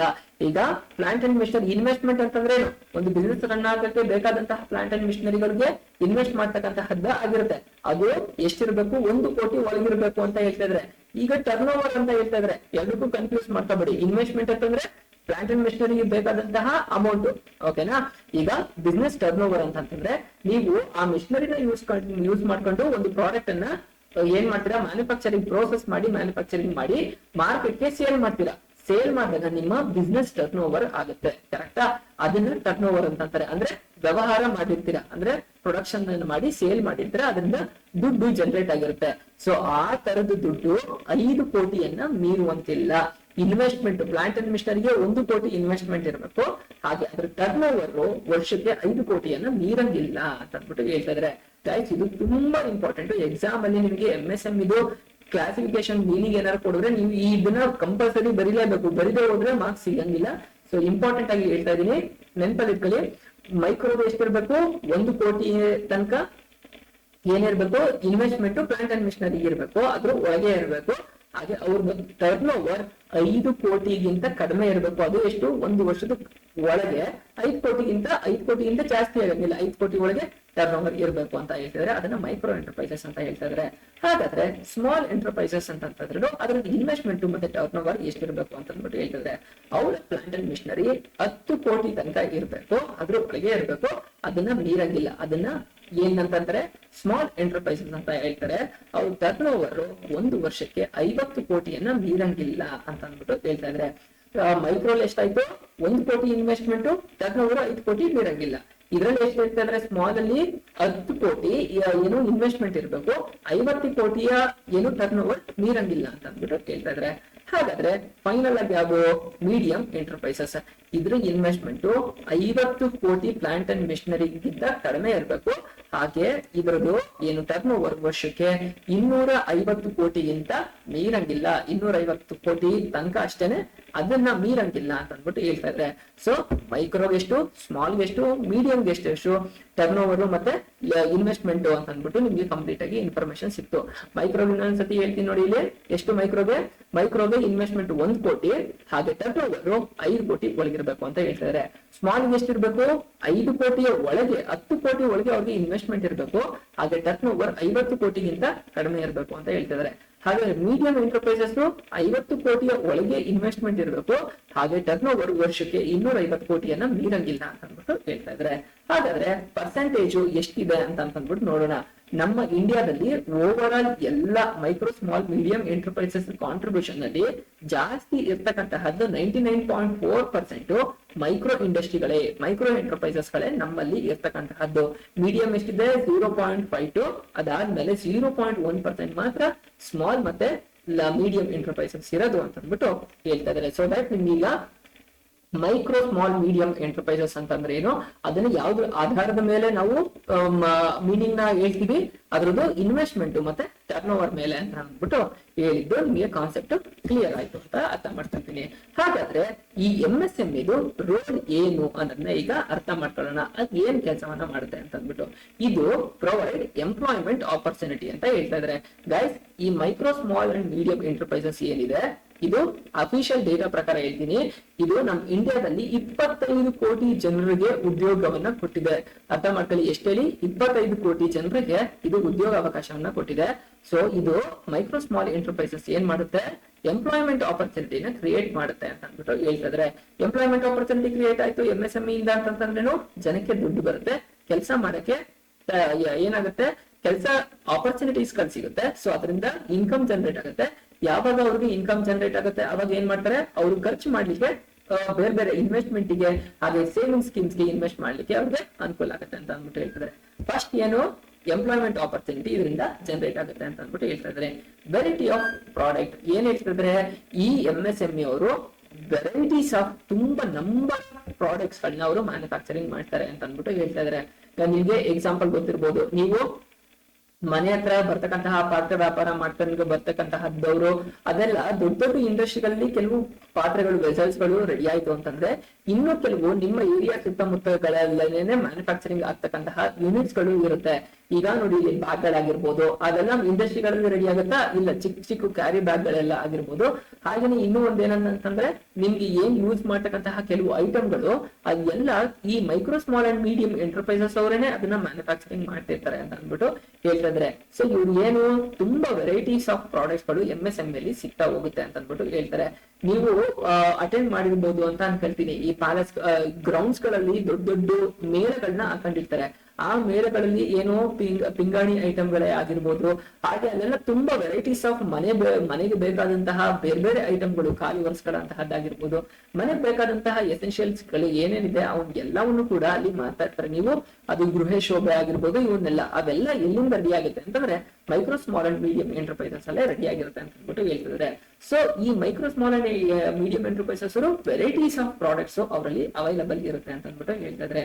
ಇಂಪ್ರೂವ್ ಎಕನಾಮಿಕ್ ಕಂಡೀಷನ್, ಇದರಿಂದ ಏನಾಗ್ತಾ ಇದೆ, ಒಂದು ಕಂಟ್ರಿಯ ಎಕನಾಮಿಕ್ ಕಂಡೀಷನ್ ತುಂಬಾ ಚೆನ್ನಾಗಿ ಆಗ್ತಾ ಇದೆ. ಯಾವಾಗ ಎಂಪ್ಲಾಯ್ಮೆಂಟ್ ಸಿಕ್ತೋ ಒಬ್ಬ ವ್ಯಕ್ತಿಗೆ ದುಡ್ಡು ಬರುತ್ತೆ, ಅವಾಗ ಅವನು ಸೇವಿಂಗ್ಸ್ ಮೇಲೆ ಅವನು ಇನ್ವೆಸ್ಟ್ ಮಾಡ್ತಾನೆ, ಹಾಗೇನೆ ಅವನು ಸೇವ್ ಮಾಡ್ಕೊಳ್ತಾನೆ, ಹಾಗೆ ಅವನು ಬೇರೆ ಐಟಮ್ ಗಳನ್ನ ಪರ್ಚೇಸ್ ಮಾಡ್ತಾನೆ. ಯಾವಾಗ ಐಟಮ್ ಗಳನ್ನ ಪರ್ಚೇಸ್ ಮಾಡ್ತಾ ಇರ್ತಾನೆ ಅವಾಗ ಏನಾಗುತ್ತೆ, ಟ್ಯಾಕ್ಸ್ ಗೌರ್ಮೆಂಟ್ ಹೋಗುತ್ತೆ, ಅವಾಗ ಇಡೀ ದೇಶ ಡೆವಲಪ್ ಆಗ್ತಾ ಇರುತ್ತೆ, ಇಡೀ ಎಕಾನಮಿನೇ ಡೆವಲಪ್ ಆಗ್ತಾ ಇರುತ್ತೆ ಅಂತ ಅಂದ್ಬಿಟ್ಟು ಹೇಳ್ತಾ ಇದ್ರೆ. ಇನ್ ನೆಕ್ಸ್ಟ್ ಪಾಯಿಂಟ್ ಏನ್ ಹೇಳ್ತಾ ಇದ್ರೆ, ಲೋ ಕಾಸ್ಟ್ ಆಫ್ ಪ್ರೊಡಕ್ಷನ್ ಅಂತ ಅಂದ್ಬಿಟ್ಟು ಹೇಳ್ತಾ ಇದ್ರೆ. ಏನ್ ಲೋ ಕಾಸ್ಟ್ ಆಫ್ ಪ್ರೊಡಕ್ಷನ್ ಅಂತಂದ್ರೆ, ಈಗ ಹಳ್ಳಿಗಳಲ್ಲಿ ಅಥವಾ ಯಾವುದೋ ಒಂದು ರಿಮೋಟ್ ಏರಿಯಾಗಳಲ್ಲಿ ಇಟ್ಕೊಂಡು ಕೆಲಸವನ್ನ ಮಾಡ್ತಾ ಇರ್ತಾರೆ. ಅವಾಗ ಏನ್ ಅಡ್ವಾಂಟೇಜ್ ಆಗುತ್ತೆ, ಅಲ್ಲಿಯ ಲೋಕಲ್ ರಿಸೋರ್ಸ್ ಗಳನ್ನ ಯೂಸ್ ಮಾಡ್ಕೊಂಡು ಮಾಡ್ತಾ ಇರ್ತಾರೆ. ಹಾಗೆ ಇನ್ನೂ ಒಂದೇನಂತಂದ್ರೆ, ಈಗ ನೋಡಿ ಇಲ್ಲಿ ಒಬ್ಬ ಎಂಪ್ಲಾಯಿನ ಬೆಂಗಳೂರಲ್ಲಿ ಅಪಾಯಿಂಟ್ ಮಾಡ್ಕೊಳ್ಬೇಕು ಅಂತಂದ್ರೆ, ಈಗ ನೋಡಿ ಇಲ್ಲಿ ಫಾರ್ ಎಕ್ಸಾಂಪಲ್ ಯಾವ್ದೋ ಒಂದು ಐಟಮ್ ಗಳನ್ನ ಎತ್ತಿರ್ತಕ್ಕಂತಹ ಕೆಲಸ ಅಂತ ಅನ್ಕೊಳ್ಳಿ. ಅದೇ ಬಿಸ್ನೆಸ್ ಅಲ್ಲಿ ಬ್ಯಾಂಗ್ಳೂರಲ್ಲಿ ಆ ಕೆಲಸವನ್ನ ಯಾರಿಗೋ ಕೊಡ್ತೀನಿ ಅಂತಂದ್ರೆ 15,000 20,000 ಕೊಡ್ಬೇಕು. ಅದೇ ಒಂದು ಹಳ್ಳಿಯಲ್ಲಿ ಎಲ್ಲಾದ್ರೂ 10,000 8,000 12,000ಕ್ಕೆಲ್ಲ ಸಿಕ್ಬಿಡ್ತಾರೆ. ಸೊ ಹಾಗಾಗಿ ಈ micro small and medium enterprises production cost ಏನಿದೆಯಲ್ಲ ಅದು ತುಂಬಾ ಕಮ್ಮಿ ಅಂತ ಹೇಳ್ತಿದ್ದಾರೆ. ಅವರು MSME ಮಾಡ್ತಕ್ಕಂತಹ ಪ್ರಾಡಕ್ಟ್ಸ್ ಗಳಿಗೆ ಏನಿದೆಯಲ್ಲ ಆ ಪ್ರೈಸ್ ಕಾಸ್ಟ್ಲಿ ಇರೋದಿಲ್ಲ, ಕಮ್ಮಿ ಪ್ರೈಸ್ ಅಲ್ಲಿ ಇರುತ್ತೆ ಅಂತ ಅಂದ್ಬಿಟ್ಟು ಹೇಳ್ತಾ ಇದ್ದಾರೆ. ಹಾಗಾದ್ರೆ ಫಿಫ್ತ್ ಪಾಯಿಂಟ್ ಏನು, promote artistic and creative senses ಅಂತ ಅಂದ್ಬಿಟ್ಟು ಹೇಳ್ತಾ ಇದ್ದಾರೆ. ನಿಮ್ಗೆ ಗೊತ್ತಿರ್ಬೋದು ಗೈಸ್, ನೀವೆಲ್ಲ ಗೃಹ ಶೋಭೆಗೋ ಅಥವಾ ಯಾವ್ದೋ ಒಂದು ಮೇಳಕ್ಕೆ ಹೋಗಿರ್ತೀರಾ, ಕರೆಕ್ಟಾ? ಅದ್ರಲ್ಲಿ ಏನ್ ಮಾಡ್ತಾರೆ, ನಿಮ್ಗೆ ಒಂದಕ್ಕಿಂತ ಒಂದು ಇನ್ನು ಯುನೀಕ್ ಆಗಿರುತ್ತೆ, ಒಂದಕ್ಕಿಂತ ಒಂದು ಡಿಸೈನ್ ಗಳು ತುಂಬಾ ಚೆನ್ನಾಗಿರುತ್ತೆ, ಒಂದಕ್ಕಿಂತ ಒಂದು ತುಂಬಾ ಅಟ್ರಾಕ್ಟಿವ್ ಆಗಿರುತ್ತೆ, ಕರೆಕ್ಟಾ? ಸೊ ಆ ತರ ಹೇಗೆ ಜನರೇಟ್ ಆಯ್ತು ಆ ಐಡಿಯಾಗಳು ಅಂತಂದ್ರೆ, ಕ್ರಿಯೇಟಿವಿಟಿನ ಯೂಸ್ ಮಾಡಿದ್ರು, ಹೊಸ ಹೊಸ ಇನೋವೇಟಿವ್ ಆಗಿ ಯೋಚನೆನ ಮಾಡ್ತಾ ಬಂದ್ರು. ಹಾಗಾಗಿ ಅದು ಕ್ರಿಯೇಟಿವಿಟಿಯಿಂದ ಹೊಸ ರೂಪವನ್ನ ತಳೆಯುತ್ತೆ ಅಂತ ಅಂದ್ಬಿಟ್ಟು ಹೇಳ್ತಿದ್ರೆ. ಅದೇ ಪಿಂಗಾಣಿ ಐಟಮ್ ಗಳಾಗಿರ್ಬೋದು, ನೀವು ನೋಡಿರ್ತೀರಾ ಬ್ಯಾಂಬೂ ಐಟಮ್ಸ್ ಗಳು, ತುಂಬಾ ಬ್ಯಾಂಬೂ ಐಟಮ್ಸ್ ಗಳು ಸಿಗ್ತಾ ಹೋಗುತ್ತೆ. ಬರೀ ಬೀಸನ್ಗೆ ಒಂದೇ ಅಲ್ಲ, ನಿಮ್ಗೆ ಬಾಕ್ಸ್ ತರದ್ದೆಲ್ಲ ಸಿಗುತ್ತೆ. ಸೊ ಬಾಟಲ್ ಕೂಡ ಇವತ್ತು ಬ್ಯಾಂಬೂದಲ್ಲಿ ಬಂದಿದೆ. ಸೊ ವೆರೈಟೀಸ್ ಆಫ್ ಮನೆ ಡೆಕೋರೇಷನ್ ಮಾಡ್ಲಿಕ್ಕೆ ಬೇಕಾದಂತಹ ಯಾವ್ಯಾವ ತರದ ಐಟಮ್ಗಳು ಎಲ್ಲವೂ ಕೂಡ ಹೊಸ ಹೊಸ ಇನೋವೇಟಿವ್ ಐಡಿಯಾದಲ್ಲಿ ಬರ್ತಾ ಇವೆ, ಹೊಸ ರೂಪವನ್ನು ತಾಳ್ತಾ ಇದೆ ಅಂತ ಅಂದ್ಬಿಟ್ಟು ಹೇಳ್ತಾ ಇದ್ರೆ. ಸೊ MSME ಅಂತ ಇನ್ನೂ ಒಂದು ಅಡ್ವಾಂಟೇಜ್ ಏನಾಗ್ತಾ ಇದೆ, ರೂರಲ್ ಡೆವಲಪ್ಮೆಂಟ್ ಆಗ್ತಿದೆ. MSME ಬಿಸ್ನೆಸ್ ಗಳು ಎಲ್ಲಿ ಲೊಕೇಟ್ ಆಗಿದೆ ಅಂತಂದ್ರೆ ಮೆಜಾರಿಟಿ ಹಳ್ಳಿ ಸೈಡ್ ಗಳಲ್ಲಿ ಲೊಕೇಟ್ ಆಗಿದೆ, ಹಾಗೆ ಪಟ್ಟಣದಿಂದ ಹೊರಗಡೆ ಇರುತ್ತೆ. ಸೊ ಅದರಿಂದ ಏನ್ ಅಡ್ವಾಂಟೇಜು, ಅಲ್ಲಿ ಇರ್ತಕ್ಕಂತಹ ಲೋಕಲ್ ಪೀಪಲ್ಗೆ ಕೆಲಸ ಸಿಗುತ್ತೆ, ಆ ಹಳ್ಳಿ ಡೆವಲಪ್ ಆಗುತ್ತೆ. ಅದರಿಂದ ಇನ್ಫ್ರಾಸ್ಟ್ರಕ್ಚರ್ ಆಗಿರ್ಬೋದು, ವಾಟರ್ ಫೆಸಿಲಿಟಿ ಆಗ್ಬೋದು, ಒಂದು ಇಂಡಸ್ಟ್ರಿ ಬಂದಾಗ ಅದ್ರ ಜೊತೆಗೆ ಇವು ಎಲ್ಲ ಬೇಕಾಗುತ್ತೆ, ಸಪ್ಲೈ ಎಲೆಕ್ಟ್ರಿಸಿಟಿ. ಸೊ ಆ ಹಳ್ಳಿಗೂ ಕೂಡ ಸಿಗುತ್ತೆ ಅಂತ ಅಂದ್ಬಿಟ್ಟು ಹೇಳ್ತಾ ಇದ್ರೆ. ಇದರಿಂದ ಎಂಟೈರ್ ಒಂದು ರೂರಲ್ ಅಂದ್ರೆ ಹಳ್ಳಿನೇ ಡೆವಲಪ್ ಆಗುತ್ತೆ ಅಂತ ಅಂದ್ಬಿಟ್ಟು ಹೇಳ್ತಾ ಇದ್ರೆ. ಲಾಸ್ಟ್ ಪಾಯಿಂಟ್ ಏನ್ ಹೇಳ್ತಿದ್ರೆ, ಮೊಬಲೈಸೇಷನ್ ಆಫ್ ಲೋಕಲ್ ರಿಸೋರ್ಸಸ್. ಈಗ ಒಂದು ಹಳ್ಳಿಯವರು ಒಂದು ಬ್ಯಾಂಬೂನ ಇಟ್ಕೊಂಡು ಎಲ್ಲವನ್ನ ಮಾಡ್ತಾ ಇದಾರೆ ಅಂತಂದ್ರೆ ಅವ್ರು ಬೇರೆ ಡಿಸ್ಟಿಕ್ ಇಂದ ಬ್ಯಾಂಬೂನ ತರ್ತಾರ ಅಥವಾ ಬೇರೆ, ಈಗ ನೋಡಿ ಇಲ್ಲಿ ಮಂಡ್ಯದಲ್ಲಿ ಯಾರು ಬ್ಯಾಂಬೂ ಇಂಡಸ್ಟ್ರಿನ ಮಾಡ್ತಾ ಇದಾರೆ ಅಂತಂತಂದ್ರೆ ಅವರು ಫಾರಿನ್ ಇಂದ ಏನಾರು ತಗೊಬರ್ತಾರ ಅಥವಾ ಬೇರೆ ಸ್ಟೇಟ್ ಗಳಿಂದ ತಗೊಬರ್ತಾರ, ತರೋದಿಲ್ಲ. ಏನಕ್ಕೆ? ಅವ್ರ ಡಿಸ್ಟಿಕ್ ಒಳಗೇನೆ ಎಲ್ಲೋ ಒಂದು ಬ್ಯಾಂಬೂ ಚೆನ್ನಾಗಿರೋ ಕಡೆ ಸಿಗುತ್ತೆ, ಸೊ ಅಲ್ಲಿಂದನೇ ಪರ್ಚೇಸ್ ಮಾಡ್ತಾರೆ. ಈಗ ನೋಡಿ ಇಲ್ಲಿ ಬೇರೆ ಸ್ಟೇಟ್ ಇಂದ ತಗೊಬರ್ಸ್ಬೇಕು ಅಂತಂದ್ರೆ ಏನಾಗ್ತಿತ್ತು, ಅವ್ರಿಗೆ ಟ್ರಾನ್ಸ್ಪೋರ್ಟೇಶನ್ ಕಾಸ್ಟ್ ಬಿಡುತ್ತೆ, ಕರೆಕ್ಟಾ? ಅವ್ರ ಡಿಸ್ಟಿಕ್ ಒಳಗೆ ಸಿಗೋದ್ರಿಂದ ಏನ್ ಅಡ್ವಾಂಟೇಜ್ ಆಗುತ್ತೆ, ಅಲ್ಲೇನೆ ಬ್ಯಾಂಬೂಗಳನ್ನ ಕಟ್ ಮಾಡ್ಕೊಂಡು ಮಾಡ್ತಾರೆ. ಅವಾಗ ಅವ್ರಿಗೆ ಟ್ರಾನ್ಸ್ಪೋರ್ಟೇಶನ್ ಖರ್ಚು ಕಡಿಮೆ ಬೀಳುತ್ತೆ. ಸೊ ಹಾಗೇನೆ ಏನು ಕಾಸ್ಟ್ ಆಫ್ ಮ್ಯಾನುಫ್ಯಾಕ್ಚರಿಂಗು ಕಮ್ಮಿ ಬೀಳುತ್ತೆ ಅಂತ ಅಂದ್ಬಿಟ್ಟು ಹೇಳ್ತಾ ಇದಾರೆ. ಸೊ ಇದರಿಂದ ಏನಾಗುತ್ತೆ, ಲೋಕಲ್ ಇರ್ತಕ್ಕಂತಹ ರಿಸೋರ್ಸ್ ನ ಯೂಸ್ ಮಾಡ್ಕೊಂಡು, ಅದು ಮೆಟೀರಿಯಲ್ ಆಗಿರ್ಬೋದು, ಮೆನ್ ಪವರ್ ಆಗಿರ್ಬೋದು, ಎಲ್ಲವನ್ನು. ಹಾಗಾಗಿ ಅದರಿಂದ ಮಾಡೋದ್ರಿಂದ ಮ್ಯಾನುಫ್ಯಾಕ್ಚರಿಂಗ್ ಕಾಸ್ಟ್ ಕಮ್ಮಿ ಆಗುತ್ತೆ, ಹಾಗೆ ಲೋಕಲ್ ರಿಸೋರ್ಸ್ ಅನ್ನ ಯುಟಿಲೈಸ್ ಮಾಡ್ಕೊಳ್ಬಹುದು ಅಂತ ಅಂದ್ಬಿಟ್ಟು ಹೇಳ್ತಾ ಇದಾರೆ. ಸೊ ಇದು MSME ರೋಲ್ ಇನ್ ಇಂಡಿಯಾ ಅಂತ ಅಂದ್ಬಿಟ್ಟು ನಿಮ್ಗೆ ಏನಾದ್ರು ಕೇಳ್ತು ಅಂತಂದ್ರೆ ಇಷ್ಟು ಪಾಯಿಂಟ್ ಬರ್ದು 4 ಮಾರ್ಕ್ಸ್ ಕೇಳಿದ್ರೆ ಪಾಯಿಂಟ್ಸ್ ಬರ್ದು ನೀವು ಎಕ್ಸ್ಪ್ಲೈನ್ ಮಾಡ್ತಾ ಹೋಗ್ಬೇಕಾಗುತ್ತೆ. ಹಾಗಾದ್ರೆ ಪ್ರಾಬ್ಲಮ್ಸ್ ಅಸೋಸಿಯೇಟೆಡ್ ವಿತ್ MSME ಗೆ ಸಂಬಂಧಪಟ್ಟಂಗೆ ಏನೇನು ಪ್ರಾಬ್ಲಮ್ ಗಳಿವೆ, ಚಾಲೆಂಜಸ್ ಗಳಿವೆ ಅಂತ ಅಂದ್ಬಿಟ್ಟು 1 by 1 ನೋಡ್ತಾ ಹೋಗೋಣ. ಫೈನಾನ್ಸ್ ಏನ್ ಹೇಳ್ತಾ ಇದ್ರೆ, ಫಸ್ಟ್ ಪಾಯಿಂಟ್ ಇದೆ, ಒಂದು ರೂರಲ್ ಅಲ್ಲಿ ಯಾವುದೋ ಒಂದು ಇಂಡಸ್ಟ್ರಿನ, ಒಂದು ಬಿಸ್ನೆಸ್ ನ, ಮೈಕ್ರೋ ಸ್ಮಾಲ್ ಬಿಸ್ನೆಸ್ ಎಂಟರ್ಪ್ರೈಸಸ್ ನ ಸ್ಟಾರ್ಟ್ ಮಾಡಿದ್ರು ಅಂತಂದ್ರೆ ಅದಕ್ಕೆ ಇನ್ವೆಸ್ಟ್ ಮಾಡೋರು ಬೇಕಲ್ವಾ? ದುಡ್ಡಿಂದ ಬಿಸ್ನೆಸ್ ಏನಾದ್ರು ಮಾಡಕ್ಕಾಗತ್ತಾ? ಖಂಡಿತ ಮಾಡಕ್ಕಾಗಂಗಿಲ್ಲ. ಸೊ ಇದು ಫೈನಾನ್ಸ್ ಅನ್ನ ತುಂಬಾ ಪ್ರಾಬ್ಲಮ್ ನ ಫೇಸ್ ಮಾಡ್ತಾ ಇದೆ. MSME ಗೆ ಇನಿಷಿಯಲ್ ದುಡ್ಡು ಬೇಕು. ಇನಿಷಿಯಲ್ ದುಡ್ಡಿಲ್ಲ ಅಂತಂದ್ರೆ ಬಿಸ್ನೆಸ್ ರನ್ ಮಾಡಕ್ಕಾಗತ್ತಾ? ಸ್ಟಾರ್ಟೇ ಮಾಡಕ್ಕಾಗಲ್ಲ, ರನ್ ಇರ್ಲಿ. ಸೊ ಹಾಗಾಗಿ ಏನು, ಫೈನಾನ್ಸ್ ತುಂಬಾ ಚಾಲೆಂಜಸ್ ಗಳಿದೆ. ಬ್ಯಾಂಕ್ಗಳು ಇವತ್ತು ಮುಂಚೆ ತುಂಬಾ ಡಿಫಿಕಲ್ಟಿ ಇತ್ತು, ಇವತ್ತೇನು ಕಮರ್ಷಿಯಲ್ ಬ್ಯಾಂಕು, ಫೈನಾನ್ಷಿಯಲ್ ಇನ್ಸ್ಟಿಟ್ಯೂಷನ್ಸ್ ಗಳು ತುಂಬಾ ಜಾಸ್ತಿ ಇರೋದ್ರಿಂದ ಫೆಸಿಲಿಟೀಸ್ ಗಳು ಅಲ್ಲಿಗೂ ತಲುಪ್ತಿದೆ. ಬಟ್ ಆದ್ರೂ ಅಷ್ಟು ಮ್ಯಾಕ್ಸಿಮಮ್ ಪ್ರಮಾಣದಲ್ಲಿ ರೀಚ್ ಆಗ್ತಿಲ್ಲ. ಫೈನಾನ್ಷಿಯಲ್ ಪ್ರಾಬ್ಲಮ್ ಗಳನ್ನ ಈ MSME ಗಳು ಫೇಸ್ ಮಾಡ್ತಾ ಇದೆ ಅಂತ ಅಂದ್ಬಿಟ್ಟು ಹೇಳ್ತಾ ಇದಾರೆ. ಹಾಗಾದ್ರೆ ರಾ ಮೆಟೀರಿಯಲ್ ಸೆಕೆಂಡ್ ಪ್ರಾಬ್ಲಮ್ ಅಂತ ಹೇಳ್ತಾ ಇದಾರೆ. ಆಗ್ಲೇ ಹೇಳ್ದಂಗೆ ಬ್ಯಾಂಬುದ ಎಕ್ಸಾಂಪಲ್ ತಗೊಳ್ತಾ ಹೋಗೋಣ. ಈಗ ಏನ್ ಮಾಡಿದ್ರು, ಎಕ್ಸೆಸಿವ್ ಬ್ಯಾಂಬುನ ಈಗ ಒಂದು ಡಿಸ್ಟಿಕ್ ಒಳಗೆ, ಈಗ ಚಾಮರಾಜನಗರದಲ್ಲಿ ಏನ್ ಮಾಡ್ತಾ ಇದಾರೆ, ಯಾವ್ದು ಬ್ಯಾಂಬುಗೆ ಸಂಬಂಧಪಟ್ಟಂಗೆ ಒಂದು RT ಏನೋ ಒಂದು ಐಟಮ್ ನ ಅವರು ಪ್ರಿಪೇರ್ ಮಾಡ್ತಾ ಇದಾರೆ ಅಂತ ಅನ್ಕೊಳ್ಳಿ. ನೀವು ಇರೋ ಎಲ್ಲಾರು ಮೆಟೀರಿಯಲ್ ನ ಅಲ್ಲಿ ಕಟ್ ಮಾಡ್ತಾ ಇದ್ರೆ, ಈಗ ಬ್ಯಾಂಬೂನೆಲ್ಲ ಕಟ್ ಮಾಡಿ ಯುಟಿಲೈಸ್ ಮಾಡ್ಬಿಟ್ರೆ ನೆಕ್ಸ್ಟ್ ಸಿಗುತ್ತಾ? ಬ್ಯಾಂಬೂ ಖಂಡಿತ ಸಿಗಂಗಿಲ್ಲ. ಅವಾಗ ಏನ್ ಮಾಡ್ಬೇಕಾಗುತ್ತೆ, ಹೊರಗಡೆಯಿಂದ ತಗೊಬರ್ಬೇಕಾಗುತ್ತೆ. ಸೊ ಅದು ರಾ ಮೆಟೀರಿಯಲ್. ಇಲ್ಲ ನೋಡಿ, ಇಲ್ಲಿ ಚೀಪ್ ರೇಟ್ ಅಲ್ಲಿ ವರ್ಕ್ ಫೋರ್ಸ್ ಸಿಗುತ್ತೆ, ಅಂದ್ರೆ ಎಂಪ್ಲಾಯೀಸ್ ಗಳು ಸಿಗ್ತಾರೆ. ಹಾಗೇನೆ ಚೀಪ್ ರೇಟ್ ಅಲ್ಲಿ ನಿಮ್ಗೆ ಎಲೆಕ್ಟ್ರಿಸಿಟಿ, ವಾಟರ್ ಬಿಲ್ ಎಲ್ಲವೂ ಕೂಡ ನಿಮ್ಗೆ ಎಲ್ಲಾ ಫೆಸಿಲಿಟಿಗಳು ಚೆನ್ನಾಗಿರುತ್ತೆ, ಅಟ್ಮಾಸ್ಫಿಯರ್ ಇರುತ್ತೆ, ಜಾಗ ಇರುತ್ತೆ, ಬಾಡಿಗೆ ಕಡಿಮೆ ಕಟ್ಟಬೇಕಾಗಿರುತ್ತೆ. ಆದ್ರೆ ಮೆಟೀರಿಯಲ್ ಸಿಗ್ಲಿಲ್ಲ ಅಂತಂದ್ರೆ ಅವ್ರಿಗೆ ಏನ್ ಕಷ್ಟ ಆಗುತ್ತೆ. ಸೊ ಮೆಟೀರಿಯಲ್ ಕರೆಕ್ಟ್ ಆಗಿ ಸಿಗಿಲ್ಲ. ಈಗ ನೋಡಿ ಇಲ್ಲಿ ಒಂದು ಚಿಪ್ಸ್ ಅಂತ ಅನ್ಕೊಳ್ಳಿ, ಒಂದು ಚಿಪ್ಸ್ ಮಾಡ್ತಾರೆ ಅಂತಂದ್ರೆ ಏನ್ ರಾ ಮೆಟೀರಿಯಲ್ ಬೇಕಾಗುತ್ತೆ, ಆಲೂಗಡ್ಡೆಗಳು ಬೇಕಾಗುತ್ತೆ. ಸೊ ಆಲೂಗಡ್ಡೆ ಸಿಕ್ಕಿದ್ರೆ ತಾನೇ ಆ ಇಂಡಸ್ಟ್ರಿ ರನ್ ಆಗ್ತಕ್ಕಂಥದ್ದು. ಸೊ ರಾ ಮೆಟೀರಿಯಲ್ ಪ್ರಾಬ್ಲಮ್ಗಳು MSME ಫೇಸ್ ಮಾಡ್ತಿದ್ದಾರೆ ಅಂತ ಅಂದ್ಬಿಟ್ಟು ಹೇಳ್ತಾ ಇದಾರೆ. ಮ್ಯಾನೇಜೀರಿಯಲ್ ಸ್ಕಿಲ್ಸ್ ಮೂರನೇ ಪ್ರಾಬ್ಲಮ್ ಏನ್ ಹೇಳ್ತಾ ಇದ್ರೆ, ಇದು ದೊಡ್ಡ ಇಂಡಸ್ಟ್ರಿ ಆಗ್ತಾ ಇರೋದ್ರಿಂದ ಅಲ್ಲಿ ಇರ್ತಕ್ಕಂತವ್ರನ್ನೇ ಅವ್ರಿಗೆ ಏನ್ ಐಡಿಯಾ ಇದೆ ಆ ಐಡಿಯಾ ಮೇಲೆನೆ ಅವರು ಬಿಸ್ನೆಸ್ ನ ಮಾಡ್ತಾ ಇರ್ತಾರೆ. ಸೊ ಅಲ್ಲಿ ಮ್ಯಾನೇಜೀರಿಯಲ್ ಸ್ಕಿಲ್ಸ್ ಅಷ್ಟಾಗಿ ಇರೋದಿಲ್ಲ. ಸೊ ಅದರಿಂದ ಏನಾಗುತ್ತೆ, ಬಿಸ್ನೆಸ್ ನ ಎಕ್ಸ್ಪ್ಯಾಂಡ್ ಮಾಡಕ್ಕೆ ಅವರು ಆಗ್ತಿರೋದಿಲ್ಲ. ಯಾಕಂತಂದ್ರೆ ಅವ್ರು ಏನು ಓದ್ಕೊಂಡಿರಲ್ಲ, ಅವ್ರಿಗೆ ಇರ್ತಕ್ಕಂತಹ ನಾಲೆಡ್ಜ್ ಅಲ್ಲಿ ಅವರು ಆ ಬಿಸ್ನೆಸ್ ನ ಮಾಡ್ತಾ ಇರ್ತಾರೆ. ಹಾಗಾಗಿ ಮ್ಯಾನೇಜೀರಿಯಲ್ ಸ್ಕಿಲ್ಸ್ ಕಮ್ಮಿ ಇರುತ್ತೆ. ಸೊ ಇದು MSME ಒಂದು ದೊಡ್ಡ ಪ್ರಾಬ್ಲಮ್ ಆಗಿದೆ ಅಂತ ಅಂದ್ಬಿಟ್ಟು ಹೇಳ್ತಾ ಇದ್ದಾರೆ. ಮಾರ್ಕೆಟಿಂಗ್ ಗೈಸ್, ಇನ್ನು ನೋಡಿ ಇಲ್ಲಿ ಮಾರ್ಕೆಟಿಂಗ್ ಇನ್ನು ಒಂದು ಚಾಲೆಂಜ್ ಆಗಿದೆ. ಹೇಗೆ ಮಾರ್ಕೆಟಿಂಗ್ ಚಾಲೆಂಜ್ ಆಗಿದೆ ಅಂತ ಅಂದ್ಬಿಟ್ಟು ಅರ್ಥ ಮಾಡ್ಕೊಳ್ಳೋಣ. ಹೇಗೆ ಮಾರ್ಕೆಟಿಂಗ್ ಅಂತಂದ್ರೆ, ಈಗ ಲೋ ಕಾಸ್ಟ್ ಆಫ್ ಮ್ಯಾನುಫ್ಯಾಕ್ಚರಿಂಗ್ ಎಲ್ಲ ಇತ್ತು, ಕರೆಕ್ಟ್ ಎಂಪ್ಲಾಯಿಗಳು ಸಿಗಿದ್ರು, ರಾ ಮೆಟೀರಿಯಲ್ ಸಿಕ್ತು, ಒಂದು ಇಂಡಸ್ಟ್ರಿ ತುಂಬಾ ಚೆನ್ನಾಗಿ ಆ MSME ರನ್ ಮಾಡ್ತಾ ಇದ್ರೆ. ಆದ್ರೆ ಮಾರ್ಕೆಟಿಂಗ್ ಆಗ್ಲಿಲ್ಲ ಅಂತಂದ್ರೆ, ನೀವು ಮಾಡಿರ್ತಕ್ಕಂತಹ ಮ್ಯಾನುಫ್ಯಾಕ್ಚರಿಂಗ್ ಮಾಡ್ತಕ್ಕಂತಹದ್ದು ಯಾರಿಗೋ ರಿಕ್ವೈರ್ಮೆಂಟ್ ಇರುತ್ತೆ, ಅವ್ರಿಗೆ ತಲುಪ್ತಾ ಇಲ್ಲ ಅಂತಂದ್ರೆ, ಆ ಏರಿಯಾಗೆ ರೀಚ್ ಆಗ್ತಿಲ್ಲ ಅಂತಂದ್ರೆ, ಆ ಮಾರ್ಕೆಟ್ ನ ರೀಚ್ ಮಾಡ್ತಿಲ್ಲ ಅಂತಂದ್ರೆ ಏನಾಗುತ್ತೆ, ಈಗ ಎಷ್ಟೊಂದು ಇಂಡಸ್ಟ್ರಿಗಳಿವೆ, ಅದು ಏನ್ ಮಾಡುತ್ತೆ ಅಂತಂದ್ರೆ ಹಳ್ಳಿಗಳ ಸೈಡ್ ಅಲ್ಲಿ ಬಿಸ್ನೆಸ್ ಮಾಡುತ್ತೆ, ರನ್ ಮಾಡ್ತಾ ಇರ್ತಾರೆ. ಆದ್ರೆ ಅವ್ರಿಗೆ ಮಾರ್ಕೆಟ್ ಸಿಕ್ಕಿರೋದಿಲ್ಲ. ಮಾರ್ಕೆಟ್ ಸಿಗದೆ ಇದ್ದಾಗ ಏನಾಗುತ್ತೆ, ಡಿಮ್ಯಾಂಡ್ ಅಂಡ್ ಸಪ್ಲೈ. ಅವ್ರಿಗೂ ಡಿಮ್ಯಾಂಡ್ ಇರುತ್ತೆ, ಬಟ್ ಇಲ್ಲಿ ಏನಾಗುತ್ತೆ, ಇಲ್ಲಿ ಜನಕ್ಕೆ ಏನಿರುತ್ತೆ, ಇಲ್ಲಿ ಮಾರ್ಕೊಂಡು ಕೂತಿರ್ತಾರೆ. ಆದ್ರೆ ಅಲ್ಲಿ ಡಿಮ್ಯಾಂಡ್ ಇರುತ್ತೆ, ಸಪ್ಲೈ ಕರೆಕ್ಟ್ ಆಗಿ ಆಗ್ಲಿಲ್ಲ, ಮಾರ್ಕೆಟಿಂಗ್ ಕರೆಕ್ಟ್ ಆಗಿ ಆಗ್ಲಿಲ್ಲ ಅಂತಂದ್ರೆ ಅದು ಒಂದು MSME ಇಂಡಸ್ಟ್ರಿಗಳು ಫೇಸ್ ಮಾಡ್ತಿರ್ತಕ್ಕಂತಹ ದೊಡ್ಡ ಚಾಲೆಂಜ್ ಆಗಿದೆ ಅಂತ ಅಂದ್ಬಿಟ್ಟು ಹೇಳ್ತಾ ಇದ್ದಾರೆ. ಹಾಗಾದ್ರೆ ಕ್ವಾಲಿಟಿ ಇನ್ನು ಒಂದು ಚಾಲೆಂಜ್. ಏನು, ಯಾವ್ದೋ ಒಂದು ಚಿಪ್ಸ್ ಮಾಡಿ ಕಳಿಸ್ತಾ ಇದಾರೆ ಅಂತಂದ್ರೆ ಅದನ್ನ ಕ್ವಾಲಿಟಿ ಚೆನ್ನಾಗಿರ್ಬೇಕಾಗುತ್ತೆ, ಹೈಜೀನ್ ನ ಇಟ್ಕೊಂಡು ಮಾಡ್ಬೇಕಾಗುತ್ತೆ. ಗಲೀಜ್ ತರ ಮಾಡ್ತು ಅಂತಂದ್ರೆ ಯಾರು ಕೂಡ ತಗೊಳ್ಳಿಕ್ಕೆ ಇಷ್ಟಪಡೋದಿಲ್ಲ. ಅದು ಈ ಸಪೋಸ್ ಹಳ್ಳಿಲಿ ಮಾಡಿದ ಐಟಮ್ ಅಂತ ಅಂದ್ಬಿಟ್ಟು ನಾನು ಕಂಡಕ್ಟ್ ಮಾಡ್ತಾ ಇಲ್ಲ, ಸಿಟಿಗಳಲ್ಲೇ ನೀವು ಕಣ್ಣು ಮುಂದೆನೆ ಬಹಳಷ್ಟು ಮೋಸಗಳು ನಡೀತಾ ಇರುತ್ತೆ. ಸೊ ಗಲೀಜ್ ಇರ್ತಕ್ಕಂತಹ ಪ್ಲೇಸ್ ಗಳಲ್ಲೇ ನೀವು ಕೆಲವು ಆಡ್ ಗಳಲ್ಲೆಲ್ಲ ಅಥವಾ ವಿಡಿಯೋಗಳಲ್ಲಿ ನೋಡಿರ್ತೀರಾ, ಆ ಪಾನಿಪುರಿ ಮಾಡೋದನ್ನೇ ಆಗಿರ್ಬೋದು, ಯಾವುದೇ ಆಗಿರ್ಬೋದು, ಎಷ್ಟು ಗಲೀಜಾಗಿ ಕೆಲವು ಸಲ ಮಾಡ್ತಾರೆ ಅಂತ ಅಂದ್ಬಿಟ್ಟು. ಸೊ ಕ್ವಾಲಿಟಿನೂ ದೊಡ್ಡ ಡ್ರಾಬ್ಯಾಕ್ ಆಗಿದೆ MSME ಇದು ಅಂತ ಅಂದ್ಬಿಟ್ಟು ಹೇಳ್ತಾ ಇದ್ರೆ. ಹಾಗಾದ್ರೆ ಕೆಪಾಸಿಟಿ ಯುಟಿಲೈಸೇಷನ್ ಏನು, ಇರ್ತಕ್ಕಂತಹ ಹ್ಯೂಮನ್ ರಿಸೋರ್ಸ್ ಅಥವಾ ಮೆಟೀರಿಯಲ್ ಗಳನ್ನ ಕರೆಕ್ಟ್ ಆಗಿ ಯುಟಿಲೈಸ್ ಮಾಡ್ಕೊಳ್ಬೇಕಾಗುತ್ತೆ.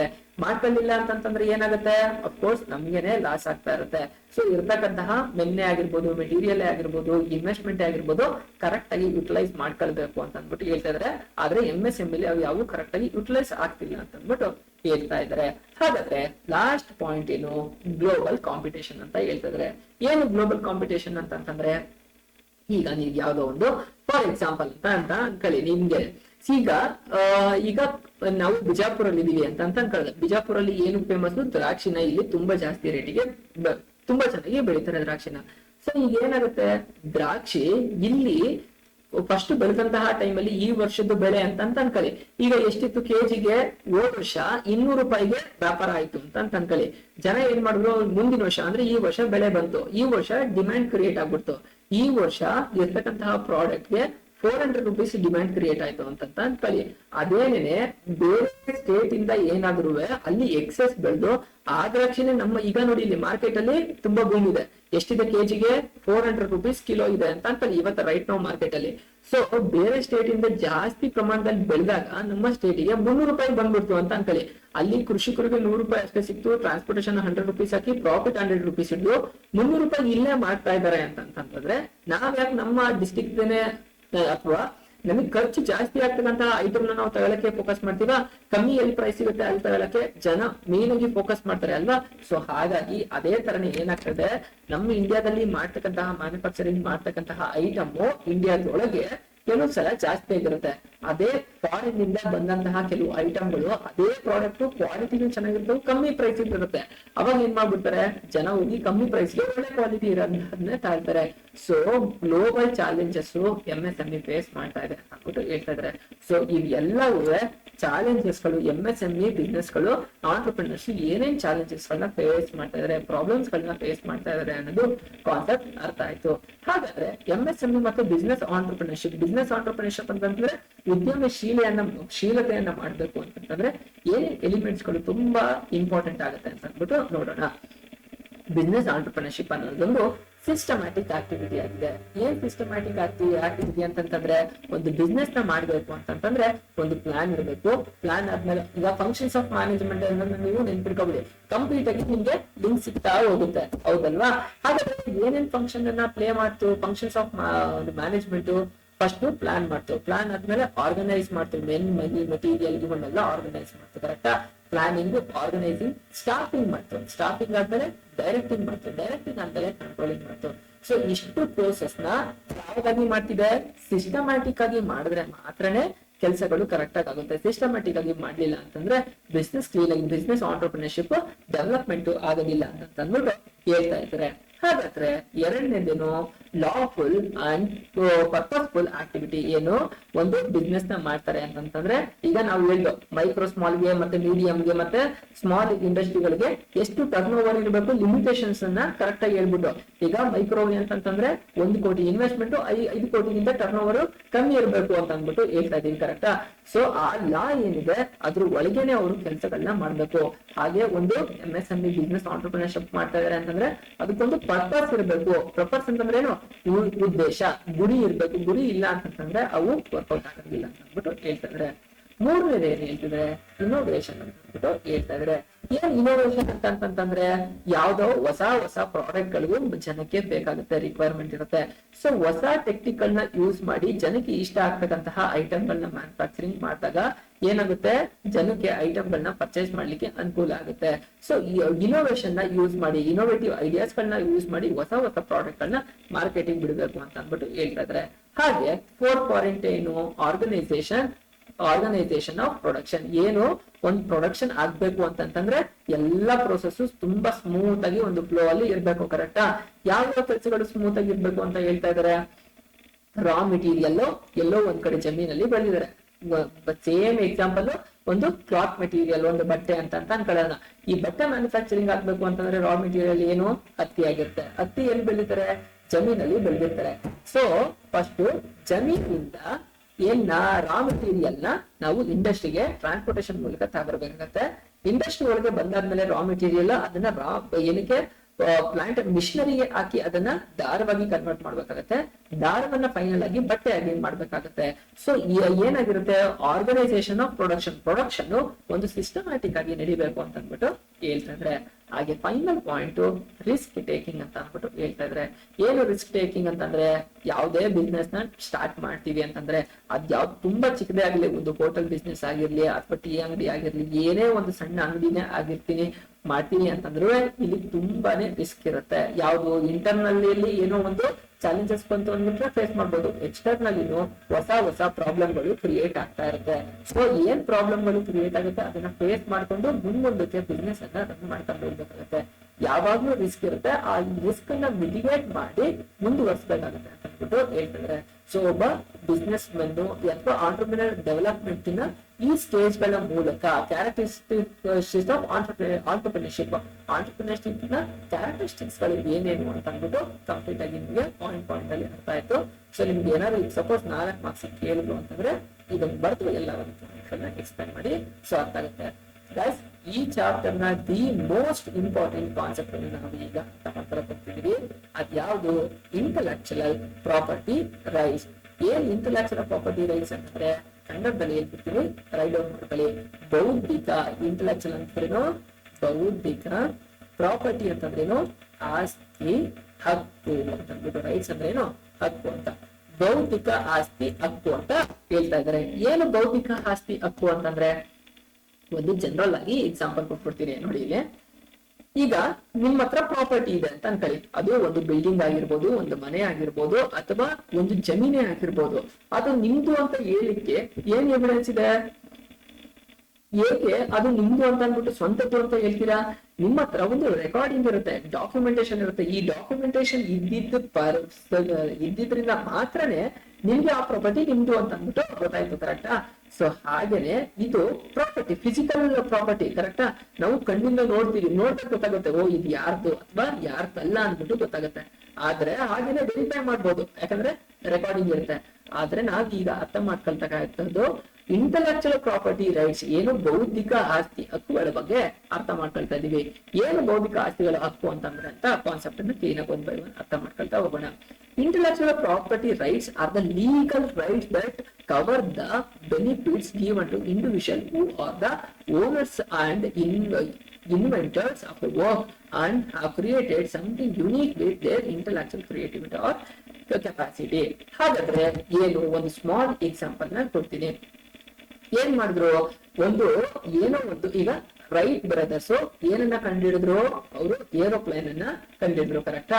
ಫಸ್ಟ್ ಟೈಮ್ ಅವ್ರು ಏನ್ ಮಾಡ್ತಾರೆ ಅಂತಂದ್ರೆ, ಅವರು ಅವರ ಐಡಿಯಾವನ್ನ ಯೂಸ್ ಮಾಡಿ ಏನು ಫಸ್ಟ್ ಟೈಮ್ ಕೂತ್ಕೊಂಡು ಬಹಳಷ್ಟು ಪ್ರಯೋಗಗಳನ್ನ ಮಾಡಿದ್ರು. ಒಂದು ಏನನ್ನ ಬಲ್ಬ್ ಕಂಡುಹಿಡಿಯಕ್ಕೆ ಆಗಿರ್ಲಿ, ಒಂದು ವಾಷಿಂಗ್ ಮಿಷಿನ್ ಕಂಡುಹಿಡಿಯಕ್ ಆಗಿರ್ಲಿ, ಏನೇ ಆಗಿರ್ಲಿ, ಹೊಸದ್ ಯಾವ್ದೋ ಒಂದು ಪ್ರಾಡಕ್ಟ್ ಬರ್ತಾ ಇದೆ ಅಂತಂದ್ರೆ ಅದಕ್ಕೆ ಬಹಳಷ್ಟು ಹಿಂದೆ ಎಫರ್ಟ್ಸ್ ಗಳನ್ನ ಹಾಕಿರ್ತಾರೆ, ಕರೆಕ್ಟಾ?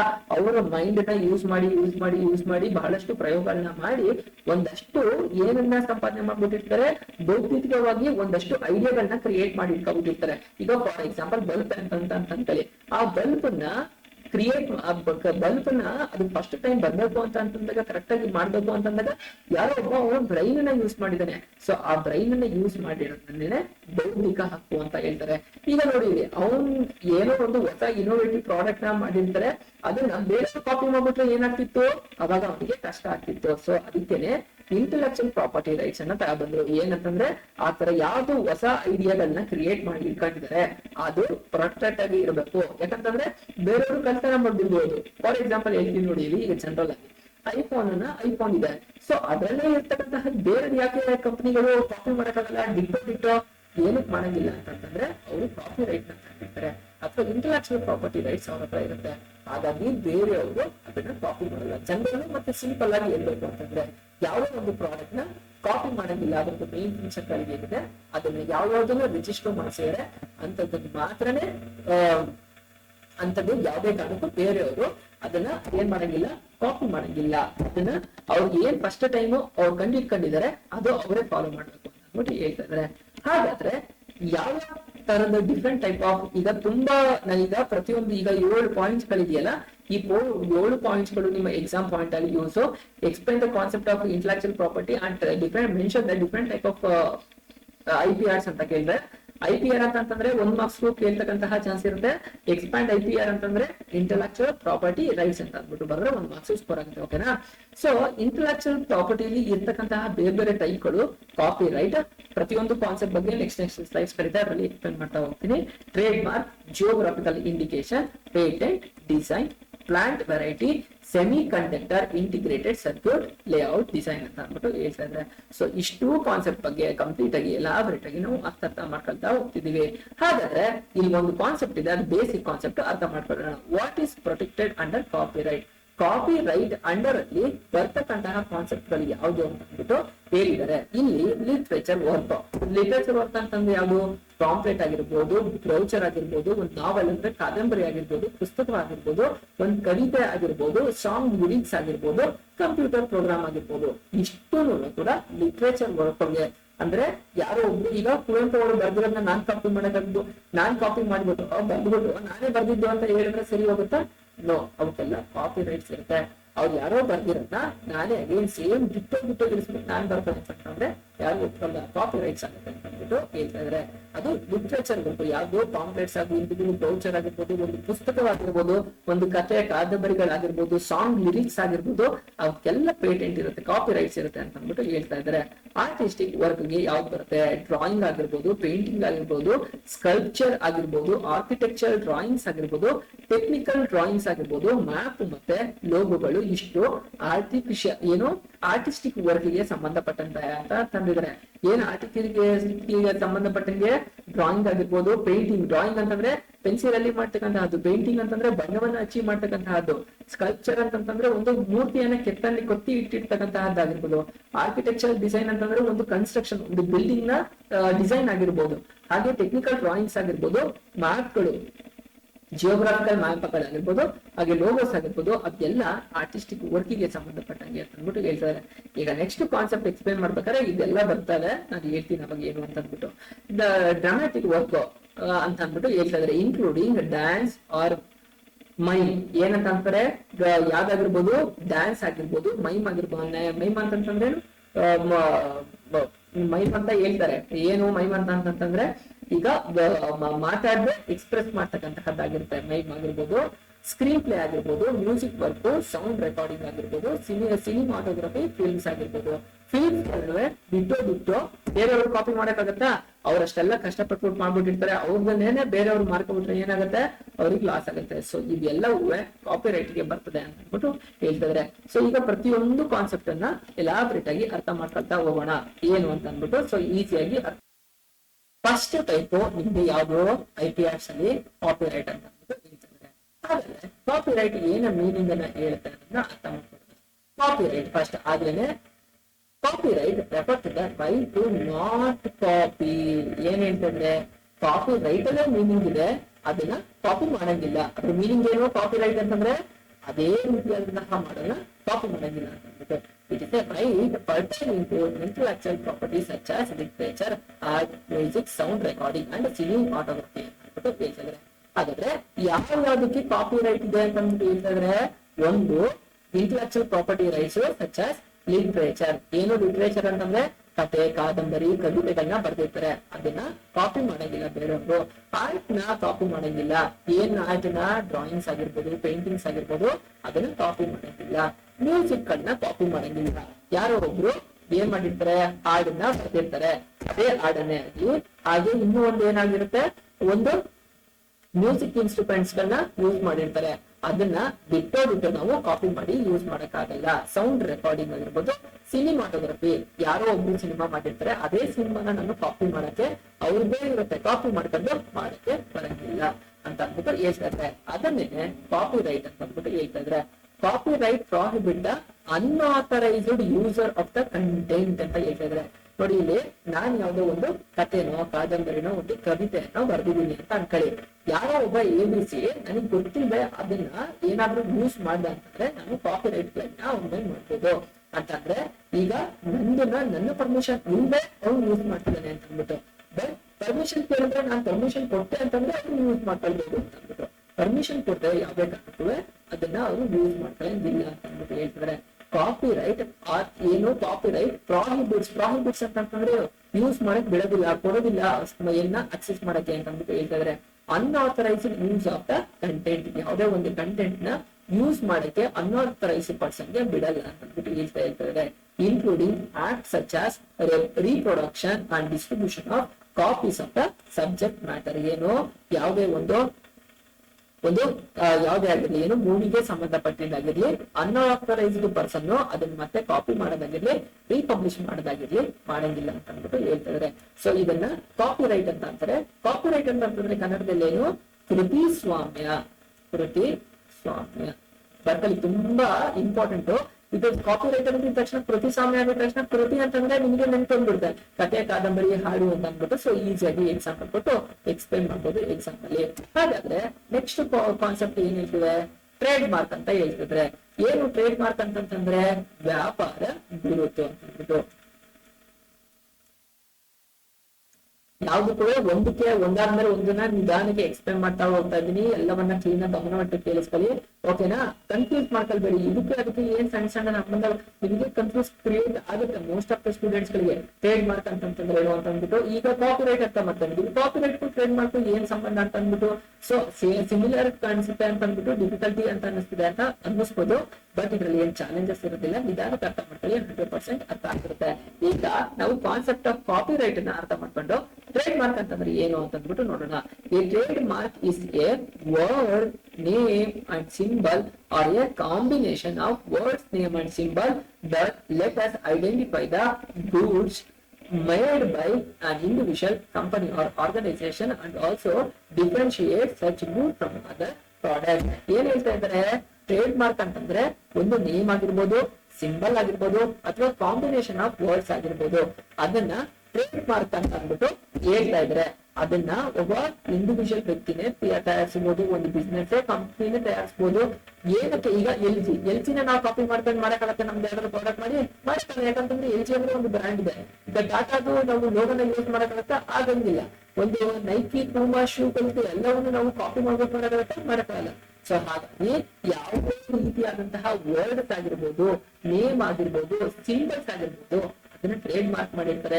ಮೆಕ್ಡೊನಾಲ್ಡ್ಸ್ ಆಗಿರ್ಬೋದು, ಹಾಗೇನೆ ನಿಮ್ಗೆ ಆಪಲ್ ಐಫೋನ್ ನ ಯೂಸ್ ಮಾಡಿರ್ತೀರಾ. ಹಾಗೇನೆ WWF ಅಂತಂದ್ರೆ ವರ್ಲ್ಡ್ ವೈಡ್ ಕನ್ಸರ್ವೇಶನ್ ಫಂಡ್ ಅಂತಂದ್ರೆ ಸೊ ಅದಾಗಿರ್ಬೋದು, KFC ಆಗಿರ್ಬೋದು, ಇನ್ಸ್ಟಾಗ್ರಾಮ್ ಆಗಿರ್ಬೋದು, ಈ ತರ ತುಂಬಾನೇ ಇದೆ. ಸೊ ಇವೆಲ್ಲ ಏನಾಗುತ್ತೆ, ಟ್ರೇಡ್ ಮಾರ್ಕ್ ಆಗಿರುತ್ತೆ. ಒಂದು ವರ್ಡಿಂಗ್ಸ್ ಇರುತ್ತೆ, ನೇಮ್ ಇರುತ್ತೆ. ಅಮೆಝಾನ್ ಅಂತ ನೋಡಿದ ತಕ್ಷಣ ಅದಕ್ಕೆ ಕರೆಕ್ಟ್ ಆಗಿ ಅದೇ ತರನೇ ಡಿಸೈನ್ ಇರುತ್ತೆ. ಆ ಡಿಸೈನ್ ನೀವು ಎಲ್ಲೇ ನೋಡಿದ್ರು ಅಂತಂದ್ರೆ ಅಮೆಝಾನ್ ಅಂತ. ಫ್ಲಿಪ್ಕಾರ್ಟ್ ಅಂದ ತಕ್ಷಣ ಈಗ eBay ಅಂತ ಅಂದ ತಕ್ಷಣ ಏನು ಗೊತ್ತಾಗ್ಬಿಡುತ್ತೆ. ಸೊ ಅವ್ರದ್ದು ವರ್ಡಿಂಗ್ಸ್ ಎಲ್ಲವನ್ನ ನೋಡಿರ್ತೀರಾ. ಸೊ ಏನು ಅದನ್ನ ಯಾಕೆ ಮಾಡ್ತಾರೆ ಅಂತಂದ್ರೆ ಆ ಜನವನ್ನ ಅಟ್ರಾಕ್ಟ್ ಮಾಡೋಕೆ, ಒಂದು ಹಾಗೆ ಜನರ ಮೈಂಡಲ್ಲಿ ಅದೇ ತುತ್ತಲ್ಲಿ ಅಂತ ಅಂದ್ಬಿಟ್ಟು ಸೊ ಅದನ್ನ ಟ್ರೇಡ್ ಮಾರ್ಕ್ ಅಂತ ಹೇಳ್ತಾ ಇದಾರೆ. ಬೇರೆಯವರು ಯಾವ್ದೇ ಕಾರಣಕ್ಕೂ ಅವ್ರದ್ದು ಟ್ರೇಡ್ ಮಾರ್ಕ್ ನ ಯೂಸ್ ಮಾಡಂಗಿಲ್ಲ ಅಂತ ಅಂದ್ಬಿಟ್ಟು ಹೇಳ್ತಾ ಇದಾರೆ. ಹಾಗಾದ್ರೆ example of trade mark including ಯಾವ್ದು ಆಪಲ್ ಲೋಗೋ ಆಗಿರ್ಬೋದು, LG ಆಗಿರ್ಬೋದು, ಡೆಲ್ ಲೋಗೋ ಆಗಿರ್ಬೋದು, ಆಡಿ ಲೋಗೋ ಆಗಿರ್ಬೋದು, ಇವೆಲ್ಲ ಟ್ರೇಡ್ ಮಾರ್ಕ್ ಗೆ ಸಂಬಂಧಪಟ್ಟಂಗೆ ಎಕ್ಸಾಂಪಲ್ಗಳು ಎಲ್ಲವನ್ನು ಇಲ್ಲಿ ಏನ್ ಹೇಳಿದೀನಿ. ಗೂಗಲ್ ದೇ ಆಗಿರ್ಬೋದು, ಗೂಗಲ್ ಅದ್ರದ್ದು ಏನು ಲೋಗೋ ಇದೆ ಅದನ್ನ ಕಾಪಿ ಮಾಡಕ್ಕಾಗತ್ತಾ? ಕಾಪಿ ಮಾಡಂಗಿಲ್ಲ ಅಂದ್ಬಿಟ್ಟು ಹೇಳ್ತಾ ಇದಾರೆ. ಕಾಪಿ ರೈಟ್ ಅಂತಂದ್ರೆ ಏನು ಅಂತ ಅರ್ಥ ಆಯ್ತು, ಟ್ರೇಡ್ ಮಾರ್ಕ್ ಅಂತಂದ್ರೆ ಏನು ಅನ್ನೋದು ಅರ್ಥ ಆಯ್ತು. ಹಾಗಾದ್ರೆ ಈಗ ಮೂರನೇ ಕಾನ್ಸೆಪ್ಟ್ ಏನು, ಜಿಯೋಗ್ರಾಫಿಕಲ್ ಇಂಡಿಕೇಶನ್ಸ್ ಅಂತಂದ್ರೆ ಏನು ಅಂತಂದ್ಬಿಟ್ಟು ನೋಡೋಣ. ಕನ್ನಡದಲ್ಲಿ ಭೌಗೋಳಿಕ ಸೂಚನೆ. ಸೊ ನೀವು ಯಾವ್ದಾದ್ರು ಊರಿಗೆ ಹೋಗಿರ್ತೀರಾ ಅಂತ ಅನ್ಕೊಳ್ಳಿ, ಅಲ್ಲಿ ಫೇಮಸ್ ಏನು ಅಂತಂದ್ಬಿಟ್ಟು ಬಹಳಷ್ಟು ಜನ ಕೇಳ್ತಾ ಇರ್ತಾರೆ. ಈಗ ಮೈಸೂರಿಗೆ ಬಂದು ಅಂತಂದ್ರೆ ಮೈಸೂರು ಮಲ್ಲಿಗೆ ತಗೊಳ್ಬೇಕು ಅಂತ ಅಂದ್ಬಿಟ್ಟು ಕೆಲವರಿಗೆ, ಮೈಸೂರು ಸಿಲ್ಕ್ ತುಂಬಾ ಫೇಮಸ್, ಮೈಸೂರು ಸ್ಯಾಂಡಲ್ ಸೋಪ್ ತುಂಬಾ ಫೇಮಸ್, ಮೈಸೂರು ಪಾಕ್ ತುಂಬಾ ಫೇಮಸ್ ಅಂತ ಅಂದ್ಬಿಟ್ಟು ಸೊ ಈಗ ಏನು ಕೊಡಗಿಗೆ ಹೋಗ್ತೀನಿ ಅಂತಂದ್ರೆ ಕೊಡಗು ಕಿತ್ಲೆ ಫೇಮಸ್, ಚಿಕ್ಕಮಂಗ್ಳೂರ್ಗೆ ಹೋಗ್ತೀನಿ ಅಂತಂದ್ರೆ ಕಾಫಿ ತುಂಬಾ ಫೇಮಸ್. ಅದೇನೇನೋ ನೀವು ಎಲ್ಲಿಗೆ ಹೋಗ್ತೀನಿ ಅಂತಂದ್ರೆ ನೀವು ಚಿಕ್ಕಬಳ್ಳಾಪುರಕ್ಕೆ ಹೋಗ್ತೀನಿ ಅಂತಂದ್ರೆ ಚಕ್ಕೋತ ಫೇಮಸ್. ಅದೇ ಬೆಂಗಳೂರಿಗೆ ಹೋಗ್ತೀನಿ ಅಂತಂದ್ರೆ ನೀಲಿ ದ್ರಾಕ್ಷಿ ತುಂಬಾ ಫೇಮಸ್. ಅದೇ ತರನೇ ಒಂದೊಂದು ಪ್ಲೇಸಿಗೆ ಸಂಬಂಧಪಟ್ಟಂಗೆ ಒಂದೊಂದು ಐಟಮ್ಗಳು ತುಂಬಾ ಫೇಮಸ್ ಆಗಿರುತ್ತೆ. ಮೈಸೂರಲ್ಲಿ ನಂಜನಗೂಡು ರಸಬಾಳೆ ಆಗಿರ್ಬೋದು. ಹಾಗೇನೆ ನಾರ್ತ್ ಕರ್ನಾಟಕಕ್ಕೆ ನೀವು ಹೋಗ್ತೀರಾ ಅಂತಂದ್ರೆ ಗುಲ್ಬರ್ಗಾದಲ್ಲಿ ಏನು ಬೇಳೆ ಆಗಿರ್ಬೋದು, ಹಾಗೆ ಗದಗಲ್ಲಿ ಬೆಳೀತಕ್ಕಂತಹ ಬ್ಯಾಡಗಿ ಮೆಣಸಿನಕಾಯಿ ಆಗಿರ್ಬೋದು, ಸೊ ಇಳ್ಕಲ್ ಸೀರೆ ಆಗಿರ್ಬೋದು, ಮೊಳಕಾಲ್ಮೂರು ಸೀರೆ ಆಗಿರ್ಬೋದು, ಸೊ ಬೀದರ್ದು ಗುಲಾಬಿ ಕಾಯಿ ಆಗಿರ್ಬೋದು, ಇವೆಲ್ಲ ಏನು ಜಿಯೋಗ್ರಾಫಿಕಲ್ ಇಂಡಿಕೇಶನ್ ನ ತಾಂಡಿದೆ ಅಂತಂದ್ರೆ ಆ ಪ್ರದೇಶಕ್ಕೆ ಒಂದು ಸ್ಪೆಸಿಫಿಕ್ ಆಗಿ ಯಾವುದೇ ಇರುತ್ತೆ. ಈಗ ಮೈಸೂರಲ್ಲಿ ಮೈಸೂರು ಪಾಕ್ ಅಂತ ಇರುತ್ತೆ, ನಿಮ್ಗೆ ಬೆಂಗಳೂರಿಗೆ ಹೋದ್ರೆ ಮೈಸೂರು ಪಾಕ್ ಸಿಗುತ್ತೆ. ಆದ್ರೆ ಅದ್ರದ್ದು ಇಂಡಿಕೇಶನ್ ಎಲ್ಲಿಂದ ತಗೊಂಡಿರ್ತಕ್ಕಂತಹದ್ದು ಒಂದು ಪ್ಲೇಸ್ ಇಂದ ಅದು ಫೇಮಸ್ ಆಗಿರ್ತಕ್ಕಂಥದ್ದು ಅಂತ ಅಂದ್ಬಿಟ್ಟು ಹೇಳ್ತಾ ಇದ್ದಾರೆ. ಇಲ್ಲಿ ನೋಡೋಣ ಫಸ್ಟ್ ಏನ್ ಮೀನಿಂಗ್ ಹೇಳುತ್ತೆ ಅಂದ್ಬಿಟ್ಟು. A geographical indication is use to identify and distinguish agricultural, natural or manufacturing product from one geographical location to another. ಒಂದು ಪ್ರದೇಶದಲ್ಲಿ ಬೆಳೀತಕ್ಕಂತಹ ಐಟಮ್ ಆಗಿರ್ಬೋದು ಅಥವಾ ಮ್ಯಾನುಫ್ಯಾಕ್ಚರಿಂಗ್ ಮಾಡಿದಂತಹ ಒಂದು ಐಟಮ್ ಆಗಿರ್ಬೋದು. ಈಗ ನಂಜನಗೂಡು ರಸಬಾಳೆನ ಮನುಷ್ಯರು ಮ್ಯಾನುಫ್ಯಾಕ್ಚರಿಂಗ್ ಮಾಡಕ್ಕಾಗತ್ತಾ? ಖಂಡಿತ ಮಾಡಕ್ಕಾಗಂಗಿಲ್ಲ. ಅದೇ ತರನೇ ಮೈಸೂರು ಸಿಲ್ಕ್ ಅಂತ ಅನ್ನೋದು ಏನ್ ಮಾಡಿದ್ರು? Man made. ನಂಜನಗೂಡು ರಸಬಾಳೆ ಮ್ಯಾನ್ ಮೇಡ್ ಅಲ್ಲ, ಕರೆಕ್ಟಾ? ಆದ್ರೆ ಜಿಯೋಗ್ರಫಿಕಲ್ ಇಂಡಿಕೇಶನ್ ಒಂದು ಕೃತಕವಾಗಿ ತಯಾರಿಸತಕ್ಕಂತಹದ್ದು ಆಗಿರ್ಬೋದು ಅಥವಾ ನ್ಯಾಚುರಲ್ ಆಗಿ ಸಿಗ್ತಕ್ಕಂತಹದ್ದು ಆಗಿರ್ಬೋದು ಅಂತ ಅಂದ್ಬಿಟ್ಟು ಹೇಳ್ತಾ ಇದ್ರೆ. ಏನೋ ಅಗ್ರಿಕಲ್ಚರ್ ಪ್ರಾಡಕ್ಟ್ ಆಗಿರ್ಬೋದು, ನ್ಯಾಚುರಲ್ ಆಗಿ ಬರ್ತಕ್ಕಂತಹದ್ದಾಗಿರ್ಬೋದು, ಮ್ಯಾನುಫ್ಯಾಕ್ಚರಿಂಗ್ ಪ್ರಾಡಕ್ಟ್ ಅಂಡ್ ಒಂದು ಜಿಯೋಗ್ರಫಿಗೆ ಸಂಬಂಧಪಟ್ಟಂಗೆ ಆಗಿರ್ತಕ್ಕಂತಹದ್ನ ನ್ಯಾಚುರಲ್ ಏನು ಜಿಯೋಗ್ರಾಫಿಕಲ್ ಇಂಡಿಕೇಶನ್ ಅಂತ ಅಂದ್ಬಿಟ್ಟು ಹೇಳ್ತಾ ಇದ್ರೆ. Manufactured product further entitle hand craft, industrial goods and foodstuffs. ಏನು ಅದೇ ಫುಡ್ ಸ್ಟಫ್ ಗೆ ಎಕ್ಸಾಂಪಲ್ ಕೊಟ್ಟೆ, ಯಾವ್ದಂತಂದ್ಬಿಟ್ಟು ಮೈಸೂರು ಪಾಕ್ ಅಂತ ಅಂದ್ಬಿಟ್ಟು ಹೇಳಿದೆ. ಹಾಗೇನೆ ಒಂದು ಪ್ರದೇಶದಲ್ಲಿ ಒಂದು ಫೇಮಸ್ ಆಗಿರುತ್ತೆ, ಅದನ್ನ ಭೌಗೋಳಿಕ ಅದಕ್ಕೆ GI ಟ್ಯಾಗ್ ಅಂತ ಅಂದ್ಬಿಟ್ಟು ಕರೀತಾರೆ. ಏನಂತ ಕರೀತಾರೆ? GI ಟ್ಯಾಗ್ ನ ಒಂದು ಸ್ಪೆಸಿಫಿಕ್ ಆಗಿ ಆ ಪ್ರದೇಶದಲ್ಲೇನೆ ಇರ್ತಕ್ಕಂಥದ್ದು GI ಟ್ಯಾಗ್ ಸಿಗುತ್ತೆ. ಅಂತಹ GI ಟ್ಯಾಗ್ ಯಾವ್ದು ಪ್ರಾಡಕ್ಟ್ ಇರುತ್ತೆ ಅಂತವಕ್ಕೆ ಫೇಮಸ್ ಇರುತ್ತೆ, ಅದೇ ಪ್ಲೇಸ್ ತುಂಬಾ ಫೇಮಸ್ ಇರುತ್ತೆ ಅಂತ ಹೇಳ್ತಾರೆ.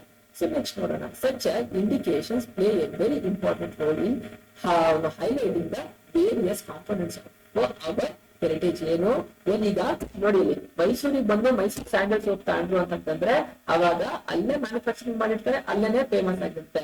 ಮೈಸೂರು ಸಿಲ್ಕ್ ನೀವು ಬೇರೆ ಕಡೆ ಬ್ರಾಂಚಸ್ ಗಿಂತ ಮೈಸೂರಿಗೆ ಬಂದ್ಬಿಟ್ಟು ನೀವು ಮೈಸೂರು ಸಿಲ್ಕ್ ಪರ್ಚೇಸ್ ಮಾಡಿದ್ರ ಅಂತಂದ್ರೆ ಅದೊಂದು ಬ್ರ್ಯಾಂಡ್ ವ್ಯಾಲ್ಯೂ ಇರುತ್ತೆ. ಮೈಸೂರಿಗೆ ಬಂದ್ಬಿಟ್ಟು ನೀವು ಏನೋ ಇನ್ನು ಬೇಕಾದಷ್ಟು ಎಕ್ಸಾಂಪಲ್ ಗಳಿದೆ ನೋಡಿ. ಇಲ್ಲಿ ಎಕ್ಸಾಂಪಲ್ ಮೈಸೂರಿನ ಗಂಜಿಪ್ಪ ಕಾಡುಗಳಾಗಿರ್ಬೋದು, ಮೈಸೂರು ರೋಸ್ ಕೆತ್ತನೆಗಳಾಗಿರ್ಬೋದು, ಸ್ಯಾಂಡಲ್ ಸೋಪ್ ಆಗಿರ್ಬೋದು, ಮೈಸೂರು ವಿಲೇಬೆಲೆನೂ ತುಂಬಾ ಫೇಮಸ್ ಇದೆ. ಮೈಸೂರು ಸಿಲ್ಕ್ ಆಗಿರ್ಬೋದು, ಮೈಸೂರು ಅಗರಬತ್ತೀಸ್ ಆಗಿರ್ಬೋದು, ಅದಾದ್ಮೇಲೆ ಶ್ರೀಗಂಧ ಎಣ್ಣೆ ಅಂತಂದ್ರೆ ಸ್ಯಾಂಡಲ್ ಆಯಿಲ್ ಆಗಿರ್ಬೋದು. ಹಾಗೆ ಸಾಂಪ್ರದಾಯಿಕ ಚಿತ್ರಗಳು, ಮೈಸೂರು ಡ್ರಾಯಿಂಗ್ಸ್ ಆಗಿರ್ಬೋದು, ಪೇಂಟಿಂಗ್ಸ್, ಮೈಸೂರು ಮಲ್ಲಿಗೆ ಜಾಸ್ಮಿನ್ ಆಗಿರ್ಬೋದು, ನಂಜನಗೂಡು ರಸಬಾಳೆ ಮೈಸೂರಿನ ಆಗಿರ್ಬೋದು. ಸೊ ಇವೆಲ್ಲ ಎಕ್ಸಾಂಪಲ್ಗಳು. ಇನ್ನು ನಾರ್ತ್ ಕರ್ನಾಟಕದಲ್ಲಿ ಬೀದರ್ದು ಗುಲಾಬಿ ಕಲೆ ಆಗಿರ್ಬೋದು, ಗುಲ್ಬರ್ಗದು ತೊಗರಿಬೇಳೆ ಆಗಿರ್ಬೋದು, ಗದಗದು ಯಾವ್ದಾಗಿದೆ ಏನಾಗಿದೆ ಗದಗದು ಬ್ಯಾಡಗಿ ಮೆಣಸಿನಕಾಯಿ ಆಗಿರ್ಬೋದು. ಸೊ ಇದೆಲ್ಲವೂ ತುಂಬಾ ಫೇಮಸ್ ಆಗಿದೆ ಅಂತ ಅಂದ್ಬಿಟ್ಟು. ಇಳ್ಕಲ್ ಸೀರೆ ಆಗಿರ್ಬೋದು. ಸೊ ಈ ತರದ್ ಎಲ್ಲವೂ ಫೇಮಸ್ ಆಗಿದೆ ಅಂತ ಅಂದ್ಬಿಟ್ಟು ಹೇಳ್ತಾ ಇದ್ರೆ. ಹಾಗೇನೆ ಕೂರ್ಗದು ಯಾವ್ದು? ಕೂರ್ಗದ್ದು ಸಿಲ್ಕ್, ಮೈಸೂರು ಸಿಲ್ಕ್, ಹಾಗೆ ಕೊಡಗು ಮಲ್ಬಾರ್ ಏನು ಕಾಳು ಮೆಣಸು ಆಗಿರ್ಬೋದು. ಸೊ ಚನ್ನಪಟ್ಟಣದ ಗೊಂಬೆಗಳಾಗಿರ್ಬೋದು, ಚಿಕ್ಕಬಳ್ಳಾಪುರದ್ದು ಚಕ್ಕೋತ ಹಣ್ಣಾಗಿರ್ಬೋದು, ಹಾಗೆ ಬೆಂಗಳೂರಿಂದು ಏನಾಗಿದೆ ಗ್ರೇಪ್ಸ್ ಆಗಿರ್ಬೋದು, ಹಾಗೆ ಯಾವ್ದು ಶಿವಮೊಗ್ಗದು ಇಪ್ಪತ್ತು ಮಾವಿನಕಾಯಿ ಕೂಡ ಎಲ್ಲವೂ GI ಟ್ಯಾಗ್ ಅನ್ನ ತಗೊಂಡಿದೆ ಅಂತ ಅಂದ್ಬಿಟ್ಟು ಹೇಳ್ತಿದ್ದಾರೆ. ಸೊ ಅವು ಆ ಪ್ಲೇಸಿನ ಹೆರಿಟೇಜ್ ಅನ್ನ ಎತ್ತಿ ಹಿಡಿಯುತ್ತೆ ಅಂತ ಅಂದ್ಬಿಟ್ಟು ಹೇಳ್ತಿದ್ದಾರೆ. And collective good will of the certain geographical region that has been created over A period of time. ಒಂದು ಪ್ರದೇಶಕ್ಕೆ ಸೀಮಿತವಾದಂಗೆ ಆ ಐಟಮ್ ತುಂಬಾ ಫೇಮಸ್ ಆಗಿರುತ್ತೆ, ಅದಕ್ಕೆ GI ಟ್ಯಾಗ್ ಅನ್ನ ತಗೊಂಡಿರುತ್ತೆ ಅಂತ ಅಂದ್ಬಿಟ್ಟು ಹೇಳ್ತಾ ಇದ್ರೆ. ಹಾಗಾದ್ರೆ ನಮ್ಗೆ ಈಗ ಏನ್ ಗೊತ್ತಾಯ್ತು? ಕಾಪಿ ರೈಟ್ಸ್ ಅಂತ ಅಂತಂದ್ರೇನು, ಟ್ರೇಡ್ ಮಾರ್ಕ್ ಅಂತಂದ್ರೇನು, GI ಅಂತಂದ್ರೆ ಏನು ಅನ್ನೋದು ಅರ್ಥ ಆಯ್ತು. ಹಾಗಾದ್ರೆ ನೆಕ್ಸ್ಟ್ ಪಾಯಿಂಟ್ಸ್ ಟಾಪಿಕ್ ಪೇಟೆಂಟ್ ಅಂತಂದ್ರೆ ಏನು ಅನ್ನೋದನ್ನ ಅರ್ಥ. ಫೋರ್ತ್ ಟೈಪ್ ಆಫ್ IPR ಯಾವುದು ಅಂತಂದ್ರೆ ಪೇಟೆಂಟ್. ಏನು ಪೇಟೆಂಟ್ ಅಂತಂದ್ರೆ ಹಕ್ಕು ಸ್ವಾಮ್ಯ ಅಂತ ಅಂದ್ಬಿಟ್ಟು ಬರ್ಕೊಳ್ಳಿ, ಹಕ್ಕು ಸ್ವಾಮ್ಯ. ಹಾಗಾದ್ರೆ ಏನ್ ಹಕ್ಕು ಸ್ವಾಮ್ಯ ಅಂತಂದ್ರೆ ಅದನ್ನ ಅರ್ಥ ಮಾಡ್ಕೊಳ್ಳೋಣ. Patent is an official document given its owner sole right to make and use or sell the invention and preventing the other from using it or copying it ಅಂತ ಹೇಳ್ತಿದ್ರೆ. ಏನು ಪೇಟೆಂಟ್ ಅಂತ ಅನ್ನೋದು ಒಂದು ಅಫಿಷಿಯಲ್ ಡಾಕ್ಯುಮೆಂಟ್ ಅಂತ ಅಂದ್ಬಿಟ್ಟು ಹೇಳ್ತಿದ್ರೆ. ಯಾವುದೋ ಒಂದು ಪ್ರಾಡಕ್ಟ್ ನ ಮ್ಯಾನುಫ್ಯಾಕ್ಚರಿಂಗ್ ಮಾಡ್ತಾ ಇದ್ದಾನೆ, ಆ ಪ್ರಾಡಕ್ಟ್ ಗೆ ಯೂಸ್ ಮಾಡಿದಂತಹ ಮೆಟೀರಿಯಲ್ಸ್, ಅದಕ್ಕೆ ಏನೇನು ಇಂಗ್ರೀಡಿಯೆಂಟ್ಸ್ ನ ಯೂಸ್ ಮಾಡಿದ್ದಾನೆ, ಅವ್ನು ಹೇಗ್ ಮಾಡಿದ್ದಾನೆ ಕಂಪ್ಲೀಟ್ ಆಗಿ ಅವನು ಡಿಸ್ಕ್ಲೋಸ್ ಮಾಡ್ಬಿಡ್ತಾನೆ. ಏನು ನಾನು ಹೆಂಗ್ ಮಾಡಿದೆ ಬಿಟ್ಟು ಅದನ್ನ ಕಂಪ್ಲೀಟ್ ಆಗಿ ಎಕ್ಸ್ಪ್ಲೇನ್ ಮಾಡ್ತಾನೆ. ಬೇರೆ ಅವ್ನಿಗೆ ಏನು ಬಿಟ್ಟು ಇದಲ್ಲ ಅದನ್ನ ಹಂಗೇನೆ ಕೂಡ ಅವನು ಈಗ ನಾನೊಬ್ಬ ವ್ಯಕ್ತಿ, ನಾನು ಯಾವ್ದೋ ಒಂದು ಪ್ರಾಡಕ್ಟ್ ನ ಮ್ಯಾನುಫ್ಯಾಕ್ಚರಿಂಗ್ ಮಾಡಿದೆ ಹೊಸದಾಗಿ ಅಂತ ಅನ್ಕೊಳ್ಳಿ. ಇದು ಯಾವ್ದು ಅಂತ ಹೇಳ್ಬೋದು ನಿಮಗೆ. ಫಾರ್ ಎಕ್ಸಾಂಪಲ್ ನೆಕ್ಸ್ಟ್ ಎಕ್ಸಾಂಪಲ್ ಸಿಗುತ್ತೆ, ಇಲ್ಲದೆ ಹೇಳ್ತೀನಿ ಓಕೆನಾ. ಒಂದು ಪ್ರಾಡಕ್ಟ್ ನಾನು ಪೇಟೆಂಟ್ ಅನ್ನು ತಗೊಂಡೆ. ಈಗ ನೋಡಿ ಕೋಕೋ ಕೋಲಾ ಅಂತ ಅನ್ಕೊಳ್ಳಿ, ಅದನ್ನ ಹೇಗ್ ಮಾಡ್ತಾರೆ ಅಂತ ಅಂದ್ಬಿಟ್ಟು ಪೇಟೆಂಟ್ ತಗೊಂಡಿದ್ದಾರೆ ಅಂತಂದ್ರೆ ಅದನ್ನ ಸೇಮ್ ಬೇರೆಯವರು ಕಾಪಿ ಮಾಡಂಗಿಲ್ಲ. ಅದೇನಿದೆ ಅದು ಓನರ್ ಮಾತ್ರನೇ ಯೂಸ್ ಮಾಡ್ಬೇಕು, ಬೇರೆಯವರು ಪೇಟೆಂಟ್ ನ ಯೂಸ್ ಮಾಡೋದಿಲ್ಲ. ಇದು ಅಫಿಷಿಯಲ್ ಡಾಕ್ಯುಮೆಂಟ್. ಒಂದು ಪ್ರಾಡಕ್ಟ್ ನ ಹೇಗ್ ಮಾಡಿದ್ರು ಅಂತ ಅಂದ್ಬಿಟ್ಟು ಕಂಪ್ಲೀಟ್ ಆಗಿ ಅದರಲ್ಲಿ ಯಾವುದೇ ರೀತಿಯಾದಂತಹ ಸೀಕ್ರೆಟ್ ಗಳನ್ನ ಇಲ್ಲದೆ ಎಲ್ಲ ಡಿಸ್ಕ್ಲೋಸ್ ಮಾಡ್ಬಿಟ್ಟಿರ್ತಾರೆ, ಎಲ್ಲರಿಗೂ ಗೊತ್ತಾಗ್ಬಿಟ್ಟಿರುತ್ತೆ. ಸೊ ಓಕೆನಾ. So right to make use and sell the innovation preventing other from using copyright. ಬೇರೆಯವರು ಯೂಸ್ ಮಾಡಿ ಯಾರಿಗೆ ನಮ್ಮ ಪ್ರಾಡಕ್ಟ್ ನಾವು ಹೇಗ್ ಮ್ಯಾನುಫ್ಯಾಕ್ಚರಿಂಗ್ ಮಾಡಿದೀವಿ ಎಲ್ಲ ಅಂತ ಅಂದ್ಬಿಟ್ಟು ಡಿಸ್ಕಸ್ ಮಾಡ್ಬಿಟ್ಟು ಪೇಟೆಂಟ್ ನ ಒಂದ್ಸರಿ ತಗೊಂಡು ಅಂತಂದ್ರೆ ನಮ್ದೇ ಮೆಥಡ್ ನ ಇನ್ನೊಬ್ರು ಯೂಸ್ ಮಾಡಿ ಮಾಡಿದಿಲ್ಲ ಅಂತಂದ್ರೆ patent are conferred only upon invention and not the discovery of phenomena. ಏನ್ ಹೇಳ್ತಾ ಇದ್ರೆ ಇನ್ವೆನ್ಷನ್ ನ ಏನ್ ಮಾಡ್ತಾ ಇದ್ರಲ್ಲ ಅದು ಮಾತ್ರ ಪೇಟೆಂಟ್ ನ ತಗೊಳ್ಬೋದೇ ಹೊರತು ಯಾವುದೋ ಒಂದು ವಿಚಾರ ಇದ್ದು ಆದ್ರೆ ಇಷ್ಟು ಜನ ಗೊತ್ತಿರಲಿಲ್ಲ, ಅದನ್ನ ಫಿನೋಮಿನ ಕಂಡುಹಿಡಿದ್ರು ಅಂತ ಅಂದ್ಬಿಟ್ಟು ಅದಕ್ಕೆ ಅವ್ರಿಗೆ ಪೇಟೆಂಟ್ ಅನ್ನ ಕೊಡಲ್ಲ ಅಂತ ಅಂದ್ಬಿಟ್ಟು ಹೇಳ್ತಿದ್ರೆ. ಇಲ್ಲಿ ಎಕ್ಸಾಂಪಲ್ ನೆಕ್ಸ್ಟ್ ಬರುತ್ತೆ. ಅದಕ್ಕೆ ಏನು ಅಂತ ಅಂದ್ಬಿಟ್ಟು ಇನ್ವೆನ್ಷನ್ ಅಂತಂದ್ರೆ ಫಿನೋಮಿನಾ ಅಂತಂದ್ರೆ ಏನು ಅಂದ್ಬಿಟ್ಟು invention here refers to the coming up with the device or an idea with your own mind. ಏನು ಇನ್ವೆನ್ಷನ್ ಅಂತಂದ್ರೆ ನಿಮ್ ಮೈಂಡ್ ಅಲ್ಲಿ ಬಂದಿರ್ಬೇಕು, ಯಾವುದೋ ಒಂದು ಹೊಸ ಡಿವೈಸ್ ಅನ್ನ ಕಂಡಿಡ್ಬೋದು, ಯಾವುದೋ ಎಲೆಕ್ಟ್ರಾನಿಕ್ ಉತ್ಪನ್ನ ಕಂಡಿರ್ಬೇಕು, ನಿಮ್ ಐಡಿಯಾದಿಂದ ಬಂದಿರ್ಬೇಕು ಹೊರತು ಫಿನೋಮಿನ ಇಲ್ಲಿ ಇರ್ತಕ್ಕಂತಹ ಫಿನೋಮಿನ ಯೂಸ್ ಮಾಡಿರಲ್ಲ ಅಂತ ಅಂದ್ಬಿಟ್ಟು ಹೇಳ್ತಿದ್ದಾರೆ. ಬೇರೆ discovery means simply getting to know find out something that has already exist in the universe. ಏನ್ ಹೇಳ್ತಾ ಇದ್ರೆ ನೋಡಿ, ಇಲ್ಲಿ ಈಗ ಭೂಮಿಗೆ ಒಂದು ಗ್ರಾವಿಟೇಷನಲ್ ಫೋರ್ಸ್ ಇದೆ, ಕರೆಕ್ಟಾ? ನ್ಯೂಟನ್ ಏನ್ ಮಾಡ್ದ, ಒಂದು ಏನ್ ಮಾಡ್ದ, ಭೂಮಿಗೆ ಒಂದು ಗುರುತ್ವಾಕರ್ಷಣ ಶಕ್ತಿ ಇದೆ ಅಂತ ಅಂದ್ಬಿಟ್ಟು ಭೂಮಿಗೆ ಅದು ಇದೆ ನ್ಯಾಚುರಲ್ ಆಗಿ. ಹಾಗಾಗಿನೇ ಮೇಲೆ ಇರ್ತಕ್ಕಂಥ ಆಬ್ಜೆಕ್ಟ್ ಗಳಿಗೆ ಬಂದು ಕೆಳಗೆ ಬಿಡುತ್ತೆ. ಆದ್ರೆ ಆತ ನ್ಯಾಚುರಲ್ ಆಗಿ ಇರೋದ್ರಿಂದ ಅದಕ್ಕೆ ಪೇಟೆಂಟ್ ತಗೊಳ್ಳಿಕ್ಕೆ ಬರಂಗಿಲ್ಲ ಅಂತ ಹೇಳ್ತಾ ಇದ್ದಾರೆ. ಸೊ ನಿಮ್ಗೆ ಪೇಟೆಂಟ್ ಅಂತ ಏನು ಅಂತಂದ್ರೆ ಏನೋ ಒಂದು ಇನೋವೇಷನ್ ನ ಮಾಡಿರ್ಬೇಕು, ಆ ಇನೋವೇಷನ್ ಕಂಪ್ಲೀಟ್ ಆಗಿ ಡಿಸ್ಕ್ಲೋಸ್ ಮಾಡ್ಬಿಡ್ಬೇಕು, ನಾನು ಹಿಂಗ್ ಮಾಡ್ತೆ ಅಂತ. ಅದಕ್ಕೆ ಪೇಟೆಂಟ್ ಅಂತ ಹೇಳ್ಬೇಕು. ಏನಕ್ಕೆ ಅಂತಂದ್ರೆ ಬೇರೆಯವರು ಸೇಮ್ ಮೆಥಡ್ ನ ಯೂಸ್ ಮಾಡಿ ಅದನ್ನ ಮಾಡಂಗಿಲ್ಲ ಅಂತ ಅಂದ್ಬಿಟ್ಟು ಪೇಟೆಂಟ್ ಇತ್ತು ಅಂತಂದ್ರೆ ಅನ್ಆಥರೈಸ್ ಪರ್ಸನ್ ಬೇರೆಯವರು ಅವನನ್ನ ಬಿಟ್ಟು ಯಾರಿಗೂ ಬೇರೆಯವರು ಯೂಸ್ ಮಾಡಂಗಿಲ್ಲ ಅಂತ ಅಂದ್ಬಿಟ್ಟು ಅರ್ಥ ಆಯ್ತು. ಕಾಪಿರೈಟ್ ಆಯ್ತು, ಟ್ರೇಡ್ ಮಾರ್ಕ್ ಆಯ್ತು, ಹಾಗೆ ಲಾಸ್ಟ್ ಅಲ್ಲಿ ಏನು ಜಿಯೋಗ್ರಾಫಿಕಲ್ ಇಂಡಿಕೇಶನ್ ಅಂತಂದ್ರೆ ಏನಾಯ್ತು, ಪೇಟೆಂಟ್ ಅಂತಂದ್ರೆ ಏನು ಅನ್ನೋದು 4th ಪಾಯಿಂಟ್ ನಿಮ್ಗೆ ಡಿಫ್ರೆಂಟ್ ಟೈಪ್ ಆಫ್ ಐಡಿಯಾಸ್ ಗೊತ್ತಾಯ್ತು. ಹಾಗಾದ್ರೆ ಡಿಸೈನ್ ಏನು, ಡಿಸೈನ್ ಅಂತ ಅಂದ್ಬಿಟ್ಟು ನೋಡೋಣ. ಏನ್ ಡಿಸೈನ್ ಅಂತಂದ್ರೆ ವಿನ್ಯಾಸ. ಈಗ ನೋಡಿ, ಇಲ್ಲಿ ಕ್ಯಾಮ್ರಾಗಳು ಒಂದು ಡಿಸೈನ್ ಇರುತ್ತೆ, ಗೋಪ್ರೋ ಕ್ಯಾಮ್ರಾ ಡಿಸೈನ್ ಈ ತರ ಇದೆ. ಅದಾದ್ಮೇಲೆ ನಿಮ್ಗೆ ಯಾವ್ದು ನಿಮ್ಗೆ ನೆಕ್ಸ್ಟ್ ಬೇರೆ ನಿಮ್ಗೆ ಐಫೋನ್ ಆಗಿರುತ್ತೆ, ಒಂದು ಬ್ರ್ಯಾಂಡ್ ಇರುತ್ತೆ, ಒಂದು ಡಿಸೈನ್ ಇರುತ್ತೆ. ಅದೇ ಸೇಮ್ ಡಿಸೈನ್ ಅನ್ನ ಬೇರೆಯವರು ಕಾಪಿ ಮಾಡಂಗಿಲ್ಲ ಅಂತ ಅಂದ್ಬಿಟ್ಟು ಹೇಳ್ತಾ ಇದ್ರೆ. ಓಕೆನಾ? Nowadays, customer pays an enormous choice of products, including many that offers the same basic functionality. So they will tend to choose the one with the design they find the most attractive within their price range. ಏನ್ ಹೇಳ್ತಾ ಇದ್ರೆ, ಕೆಲವು same product ಅಲ್ಲಿ ಇರುತ್ತೆ. ಈಗ ಏನು method ಗಳನ್ನ use ಮಾಡಿರ್ತಾರೆ ಅದೇ ಮೆಥಡ್ ಗಳನ್ನ ಯೂಸ್ ಮಾಡಿರ್ತಾರೆ. ಆದ್ರೆ ಜನ ಯಾವಾಗ ಯಾವ್ದನ್ನ ತಯಾರಿಸ್ತಾರೆ ಅಂತಂದ್ರೆ ಆ ಡಿಸೈನ್ ಅನ್ನ ನೋಡ್ಬಿಟ್ಟು ಅವ್ರಿಗೆ 100% ಗೊತ್ತಾಗ್ಬಿಡುತ್ತೆ. ಈಗ ಐಫೋನ್ ನೋಡಿದ ತಕ್ಷಣ ಗೊತ್ತಾಗ್ಬಿಡುತ್ತೆ, ಯಾವ್ದೇ ಇರ್ಲಿ ಅದನ್ನ ಕಾಪಿ ಮಾಡಕ್ಕಾಗತ್ತಾ, ಆ ಡಿಸೈನ್ ನ ಬೇರೆಯವರು ಕಾಪಿ ಮಾಡ್ಲಿಕ್ಕೆ ಬರಂಗಿಲ್ಲ. ಸೊ ನೋಡಿದ ತಕ್ಷಣ ಅದು ಐಡೆಂಟಿಫೈ ಆಗ್ಬಿಡುತ್ತೆ. ಸೊ ನೋಡಿದ ತಕ್ಷಣ ಅದು ಬ್ರ್ಯಾಂಡ್ ವ್ಯಾಲ್ಯೂ ತುಂಬಾ ಚೆನ್ನಾಗಿದೆ ಅಂದ್ರೆ ಆ ಪ್ರೈಸ್ ಕೂಡ ಜಾಸ್ತಿ ಇರುತ್ತೆ ಅಂತ ಅಂದ್ಬಿಟ್ಟು ಹೇಳ್ತಿದ್ರೆ. Industrial products and hand made goods are primary essential that use the design glass. ಯಾವ್ಯಾವ್ದು ಇಂಡಸ್ಟ್ರಿಯಲ್ ಪ್ರಾಡಕ್ಟ್ ಮತ್ತೆ ಹ್ಯಾಂಡ್ ಮೇಡ್ ಗೂಡ್ಸ್ ಗಳು ಈ ಡಿಸೈನ್ ಅನ್ನ ಯೂಸ್ ಮಾಡ್ತಾರೆ. ಎಂಟೈರ್ ಡಿಸೈನ್ ಈ ಪ್ರೈಮರಿ ಈ ಗೂಡ್ಸ್ ಗಳು ಆ primary intender that use the design law. ಯಾವ ಡಿಸೈನ್ ಗೆ ಸಂಬಂಧಪಟ್ಟಂಗೆ ಇದನ್ನ ತಗೊಂಡ್ಬಿಟ್ಟಿರ್ತಾರೆ, ಒಂದ್ಸಲ ಪರ್ಮಿಷನ್ ತಗೊಂಡಿರ್ತಾರೆ, ಅದು ಯಾವ್ದ್ರ ಅಂಡರ್ ಅಲ್ಲಿ ಬರುತ್ತೆ, ಡಿಸೈನ್ ಲಾ ಅಂಡರ್ ಅಲ್ಲಿ ಬರ್ತಕ್ಕಂತಹದ್ದು. ಆ ಡಿಸೈನ್ ಲಾ ಅಲ್ಲಿ ರೂಲ್ಸ್ ರೆಗ್ಯುಲೇಷನ್ಸ್ ಏನಿದೆ ಅದೇ ತರನೇ ಫಾಲೋ ಮಾಡಬೇಕಾಗುತ್ತೆ ಅಂತ ಅಂದ್ಬಿಟ್ಟು ಹೇಳ್ತಾರೆ. ದೀಸ್ ಇನ್ಕ್ಲೂಡ್ ಕಾರ್ಡ್ ಡಿಸೈನ್ ಆಗಿರ್ಬೋದು, ಟೆಲಿಫೋನ್ಸ್ ಡಿಸೈನ್ ಆಗಿರ್ಬೋದು, ಕಿಚನ್ ಯುಟಿಲಿಟೀಸ್ ಆಗಿರ್ಬೋದು, ಹಾಗೆ ಎಲೆಕ್ಟ್ರಾನಿಕ್ ಅಪ್ಲಯನ್ಸಸ್ ಸೇಮ್ ಇದ್ದಂಗೆ ಇನ್ನೊಬ್ರು ಬಿಟ್ಟು ಕಾಪಿ ಮಾಡೋದಿಲ್ಲ, ಅದೇ ಡಿಸೈನ್ ಹೇಳ್ತಾ ಇದ್ದಾರೆ. ಸೊ ಡಿಸೈನ್ ಅಂತಂದ್ರೆ ಏನು ಅಂತ ಅರ್ಥ ಆಯ್ತು. Such right enter right of holder to control the commercial product import and sale of product with the protected design. ಏನ್ ಹೇಳ್ತಾ ಇದ್ರೆ, ಸೇಮ್ ಪ್ರಾಡಕ್ಟ್ ಸೇಮ್ ಡಿಸೈನ್ ಬೇರೆಯವರು ಕಾಪಿ ಮಾಡೋದಿಲ್ಲ, ಯಾಕಂದ್ರೆ ಇವನು ಡಿಸೈನ್ ನ ಏನ್ ತಗೊಂಡ್ಬಿಟ್ಟಿರ್ತಾನೆ, ಅವನು ಪರ್ಮಿಷನ್ ತಗೊಂಡ್ಬಿಟ್ಟಿರ್ತಾನೆ. ಸೊ ಹಾಗಾಗಿ ಅವನೇ ಸೋಲ್ ಆಗಿ ಅದನ್ನ ಮ್ಯಾನುಫ್ಯಾಕ್ಚರಿಂಗ್ ಮಾಡಿ ಅದನ್ನ ಪ್ರಾಡಕ್ಟ್ ನ ಸೇಲ್ ಮಾಡಿ ಅವನು ಅಲ್ಲಿ ಇಡೀ ಯಾವ ದೇಶದೊಳಗಿರೋ ಹತ್ರನೇ ಮಾಡ್ಕೋಬಹುದು, ಅದನ್ನ ಎಕ್ಸ್ಪೋರ್ಟ್ ಮಾಡಿ ವ್ಯಾಪಾರವನ್ನು ಮಾಡ್ಬೋದು, ಅವನಿಗೆ ಲೀಗಲ್ ಸ್ಟೇಟಸ್ ಇರುತ್ತೆ ಅಂತ ಹೇಳ್ತಾರೆ. ಸೊ ಡಿಸೈನ್ ಅಂತಂದ್ರೆ ಏನು, ಯಾವುದೋ ಒಂದು ಪ್ರಾಡಕ್ಟ್ ಇರ್ತಕ್ಕಂತಹ ಡಿಸೈನ್ ಯಾವ ತರ ವರ್ಕ್ ಆಗುತ್ತೆ ಅಂತ ನೀವು ಅರ್ಥ ಮಾಡ್ಕೊಂಡಿದ್ದೀರಾ. ಓಕೆನಾ? ಸೊ ಡಿಸೈನ್ ಅಂತ ಅಂತಂದ್ರೆ ಅರ್ಥ ಆಯ್ತು. ಇನ್ನು ಲಾಸ್ಟ್ 2 ಟಾಪಿಕ್ ಗಳು ನಿಮ್ಗೆ ಸಿಗ್ತಾ ಹೋಗುತ್ತೆ. ನಿಮ್ಗೆ ಇದು ಅಡಿಷನಲ್ ಆಗಿ ಆಡ್ ಮಾಡಿರ್ತಕ್ಕಂತಹದ್ದು ಏನು ಅಂತ ಅಂದ್ಬಿಟ್ಟು ನೋಡೋಣ. Plant variety. ಏನು ಪ್ಲಾಂಟ್ ವೆರೈಟಿ ಅಂತಂದ್ರೆ ಸಸ್ಯ ವೈವಿಧ್ಯ ಅಂದ್ಬಿಟ್ಟು. ಸೊ ಸಸ್ಯ ವೈವಿಧ್ಯಕ್ಕೂ ಇಂಟೆಲೆಕ್ಚುಯಲ್ ಪ್ರಾಪರ್ಟಿ ರೈಟ್ಸ್ ಇದೆಯಾ ಅಂತಂದ್ರೆ ಖಂಡಿತ ಇಂಟೆಲೆಕ್ಚುಯಲ್ ಪ್ರಾಪರ್ಟಿ ರೈಟ್ಸ್ ಇದೆ. ಓಕೆನಾ?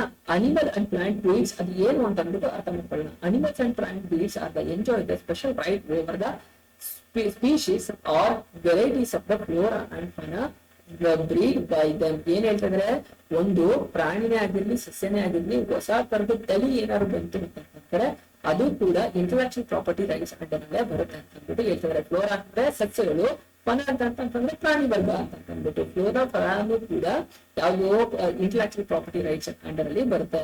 Some parties argue that such varieties are a result of natural phenomena. ಏನ್ ಹೇಳ್ತಿದ್ರೆ, ಕೆಲವಷ್ಟು ಜನ ನ್ಯಾಚುರಲ್ ಆಗಿ ಇದು ನಡೀತಕ್ಕಂತಹದ್ದು, ಇದು ಯಾಕೆ ಇಂಟೆಲೆಕ್ಚುಯಲ್ ಪ್ರಾಪರ್ಟಿ ಬೇಕು ಅಂತ ಅಂದ್ಬಿಟ್ಟು ಆರ್ಗ್ಯೂ ಮಾಡೋರು ಕೂಡ ಇದ್ದಾರೆ.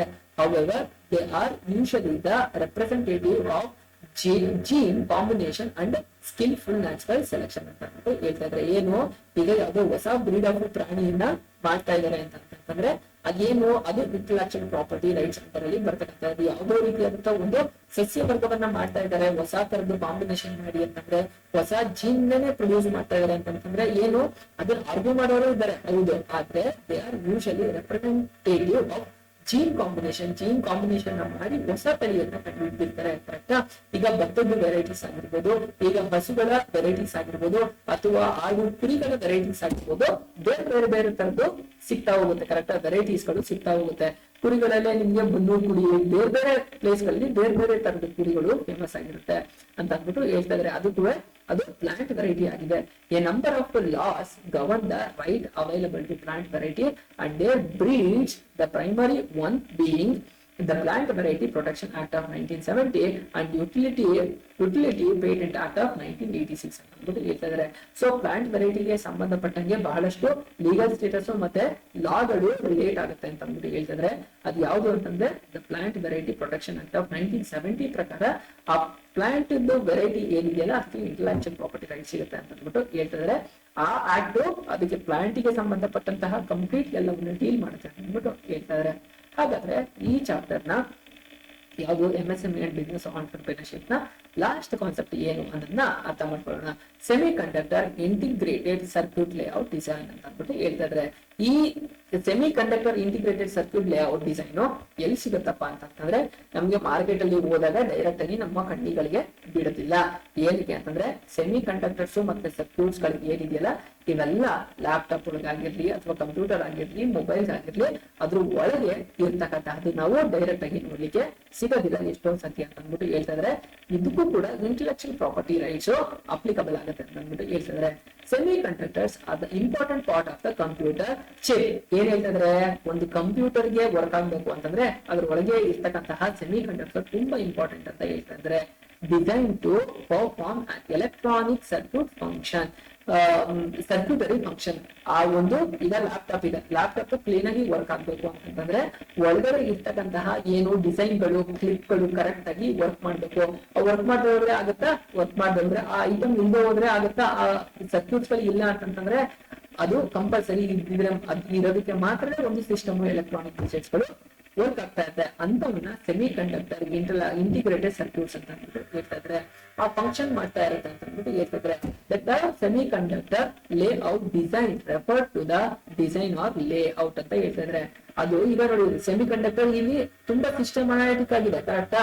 ಸೊ ಈ ಸಿಸ್ಟಮ್ಯಾಟಿಕ್ ಇದ್ದಿದ್ರಿಂದಾನೆ ಯಾರೋ ಒಬ್ರು ಕಂಡುಹಿಡಿದ್ರಿಂದಾನೆ ಇದು ಕ್ಲೀನ್ ಆಗಿ ವರ್ಕ್ ಆಗ್ತಿದೆ. ಹಾಗಾಗಿ ಇದು ಲೇಔಟ್ ಏನಿದೆಯಲ್ಲ, ಆ ಲೇಔಟ್ ಗೆ ಏನಂತ ಇಂಟೆಲೆಕ್ಚುಯಲ್ ಪ್ರಾಪರ್ಟಿ ರೈಟ್ ಇರುತ್ತೆ.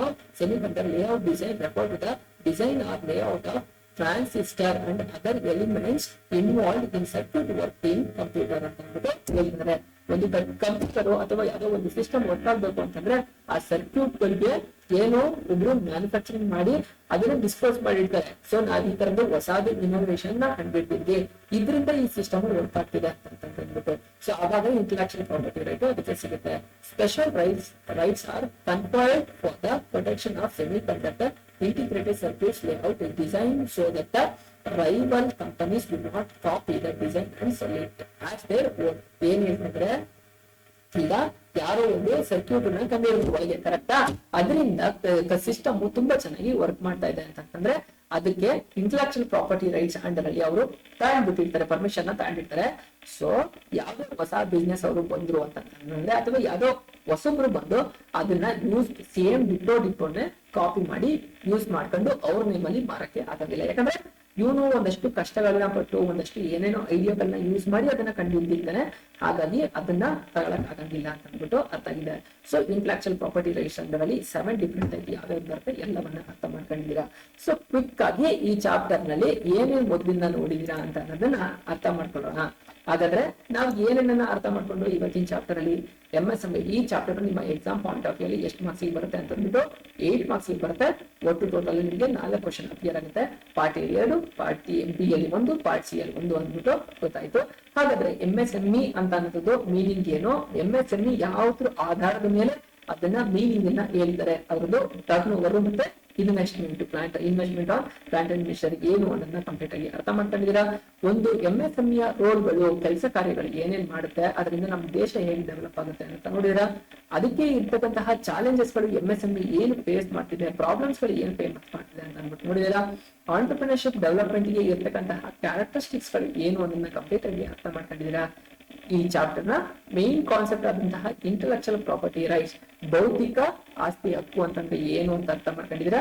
ಅದರಲ್ಲಿ ಬರ್ತಕ್ಕಂತಹ ಡಿಫ್ರೆಂಟ್ ಟೈಪ್ ಆಫ್ ಐಡಿಯಾಸ್ಗಳು ಯಾವುದು, ಕಾಪಿರೈಟ್ ಆಗಿರ್ಬೋದು, ಟ್ರೇಡ್ ಮಾರ್ಕ್ ಆಗಿರ್ಬೋದು, ಹಾಗೆ ಜಿಯೋಗ್ರಫಿಕಲ್ ಇಂಡಿಕೇಶನ್ ಆಗಿರ್ಬೋದು, ಪೇಟೆಂಟ್ ಆಗಿರ್ಬೋದು, ಡಿಸೈನ್ ಆಗಿರ್ಬೋದು, ಹಾಗೆ ಪ್ಲಾಂಟ್ ವೆರೈಟಿ, ಹಾಗೆ ಫೈನಲ್ ಆಗಿ semi conductor integrated circuit layout ಅಂತ ಏನು ಅನ್ನೋ ಕಾನ್ಸೆಪ್ಟ್ ಅನ್ನ ಅರ್ಥ ಮಾಡ್ಕೊಂಡಿದ್ದೀರಾ. ಗೈಸ್, ಇಲ್ಲಿಗೆ ನಿಮ್ಮ ಫಸ್ಟ್ PUC ಬಿಸ್ನೆಸ್ ಸ್ಟಡೀಸ್ ನ ಯಾವ ಚಾಪ್ಟರ್ 9th ಚಾಪ್ಟರ್ ಆದಂತಹ MSME ಅಂಡ್ ಬಿಸ್ನೆಸ್ ಆಂಟರ್ಪ್ರಿನರ್ಶಿಪ್ ಅನ್ನೋ ಚಾಪ್ಟರ್ ಕಂಪ್ಲೀಟ್ ಆಯ್ತು. ಸ್ಟಿಲ್ ನಿಮ್ಗೆ ಏನಾದ್ರು ಡೌಟ್ ಗಳಿದೆ ಅಂತಂದ್ರೆ ಕೇಳಿ, ನಾನು ಕ್ಲಾರಿಫಿಕೇಶನ್ ಕೊಡ್ತೀನಿ. ಸೊ ಟೈಮ್ ನ ವೇಸ್ಟ್ ಮಾಡ್ತಾ ಹೋಗ್ಬೇಡಿ. ಇದು ನಿಮ್ಮ 9th ಚಾಪ್ಟರ್ ಇಲ್ಲಿಗೆ ಕಂಪ್ಲೀಟ್ ಆಯ್ತು. ಇನ್ನು ಉಳಿತಕ್ಕಂತಹದ್ದು ಎಷ್ಟು, 2 ಚಾಪ್ಟರ್ ಉಳಿಯುತ್ತೆ. ಯಾವುದು 10th ಮತ್ತೆ ಇಂಟರ್ನಲ್ ಟ್ರೇಡ್ ಮತ್ತೆ ಇಂಟರ್ನ್ಯಾಷನಲ್ ಬಿಸ್ನೆಸ್ ಅಂತ ಅಂದ್ಬಿಟ್ಟು ಆ 2 ಚಾಪ್ಟರ್ ಗಳನ್ನ ಕಂಪ್ಲೀಟ್ ಮಾಡ್ಕೊಟ್ಟು ನಿಮ್ಗೆ ಎಕ್ಸಾಮ್ಗೆ ಅದ ಬೇಕಾದಂತಹ ಎಲ್ಲ ಪೋರ್ಷನ್ ಗಳು ಕೂಡ ಕಂಪ್ಲೀಟ್ ಆಗುತ್ತೆ. ಸೊ ನಾನು ಹೇಳ್ದಂಗೆ ಟಾರ್ಗೆಟ್ ಗಳನ್ನ ಬೇಗನೆ ನಿಮ್ಗೆ ಕ್ಲಾಸ್ ಗಳನ್ನ ಮಾಡಿ ಮುಗಿಸ್ಕೊಡ್ತಾ ಇದ್ದೀನಿ. ಸೊ ನೀವ್ ಏನ್ ಮಾಡ್ಬೇಕು ಅಂತಂದ್ರೆ ಟೈಮ್ ನ ವೇಸ್ಟ್ ಮಾಡ್ಕೊಳ್ಳಾರ್ದಂಗೆ ಕುತ್ಕೊಂಡು ಸ್ಟಡಿನ ಮಾಡಿ. ಸೊ ನಿಮಗೆ ಕಾನ್ಸೆಪ್ಟ್ ಅರ್ಥ ಆಗ್ತಿಲ್ಲ ಅಂತಂದ್ರೆ ನಿಮ್ಮ ಫ್ರೆಂಡ್ಸ್ ಗಳ ಜೊತೆನೂ ಒಂದೊಂದ್ಸಲ ಡಿಸ್ಕಸ್ ಮಾಡಿ, ಅದು ಕಂಪ್ಲೀಟ್ ಆಗಿ ಐಡಿಯಾ ಸಿಗ್ತಾ ಹೋಗುತ್ತೆ. ಈ ಚಾಪ್ಟರ್ ಗೆ ಸಂಬಂಧಪಟ್ಟಂತಹ ಟೆಕ್ಸ್ಟ್ ಬುಕ್ ಏನಿದೆಯಲ್ಲ ಸಾಫ್ಟ್ ಕಾಪಿ ಅದನ್ನ ಡಿಸ್ಕ್ರಿಪ್ಷನ್ ಅಲ್ಲಿ ಕೊಟ್ಟಿರ್ತೀನಿ. ಸೊ ನೀವು ಡೌನ್ಲೋಡ್ ಮಾಡ್ಕೊಂಡು ನೋಡ್ಬೋದು. ಇನ್ನು 2 ಚಾಪ್ಟರ್ ಮುಗಿದ ತಕ್ಷಣ ನಿಮ್ಗೆ ಏನು ರಿವಿಷನ್ ಕ್ಲಾಸ್ಗಳು ಸ್ಟಾರ್ಟ್ ಆಗುತ್ತೆ. ಸೊ ಕ್ವಿಕ್ ಆಗಿ ಅದನ್ನು ಕೂಡ ನಾವು ಮೂವ್ ಹಾಕೋಣ. ಸೊ ಟೈಮ್ ವೇಸ್ಟ್ ಮಾಡ್ತಾ ಹೋಗೋದ್ರ ಸ್ಟಿಲ್ ನಿಮ್ಗೆ ಏನಾದ್ರು ಡೌಟ್ ಇತ್ತು ಅಂತ ಹೇಳಿ ನಾನು ಕ್ಲಾರಿಫಿಕೇಶನ್ ಕೊಡ್ತೀನಿ. ಮತ್ತೆ ನಿಮ್ಮ ನೆಕ್ಸ್ಟ್ ಚಾಪ್ಟರ್ ಯಾವ್ದು ಇಂಟರ್ನಲ್ ಟ್ರೇಡ್ ಮತ್ತೆ ಇಂಟರ್ನ್ಯಾಷನಲ್ ಬಿಸ್ನೆಸ್ ಚಾಪ್ಟರ್ ಅಲ್ಲಿ ಸಿಗ್ತಾ ಹೋಗೋಣ. ನಿಮ್ಮ ಫ್ರೆಂಡ್ಸ್ ಗಳಿಗೂ ಕ್ಲಾಸಸ್ ಸ್ಟಾರ್ಟ್ ಮಾಡಿ ಅಂತಂದ್ರೆ ಶೇರ್ ಮಾಡಿ.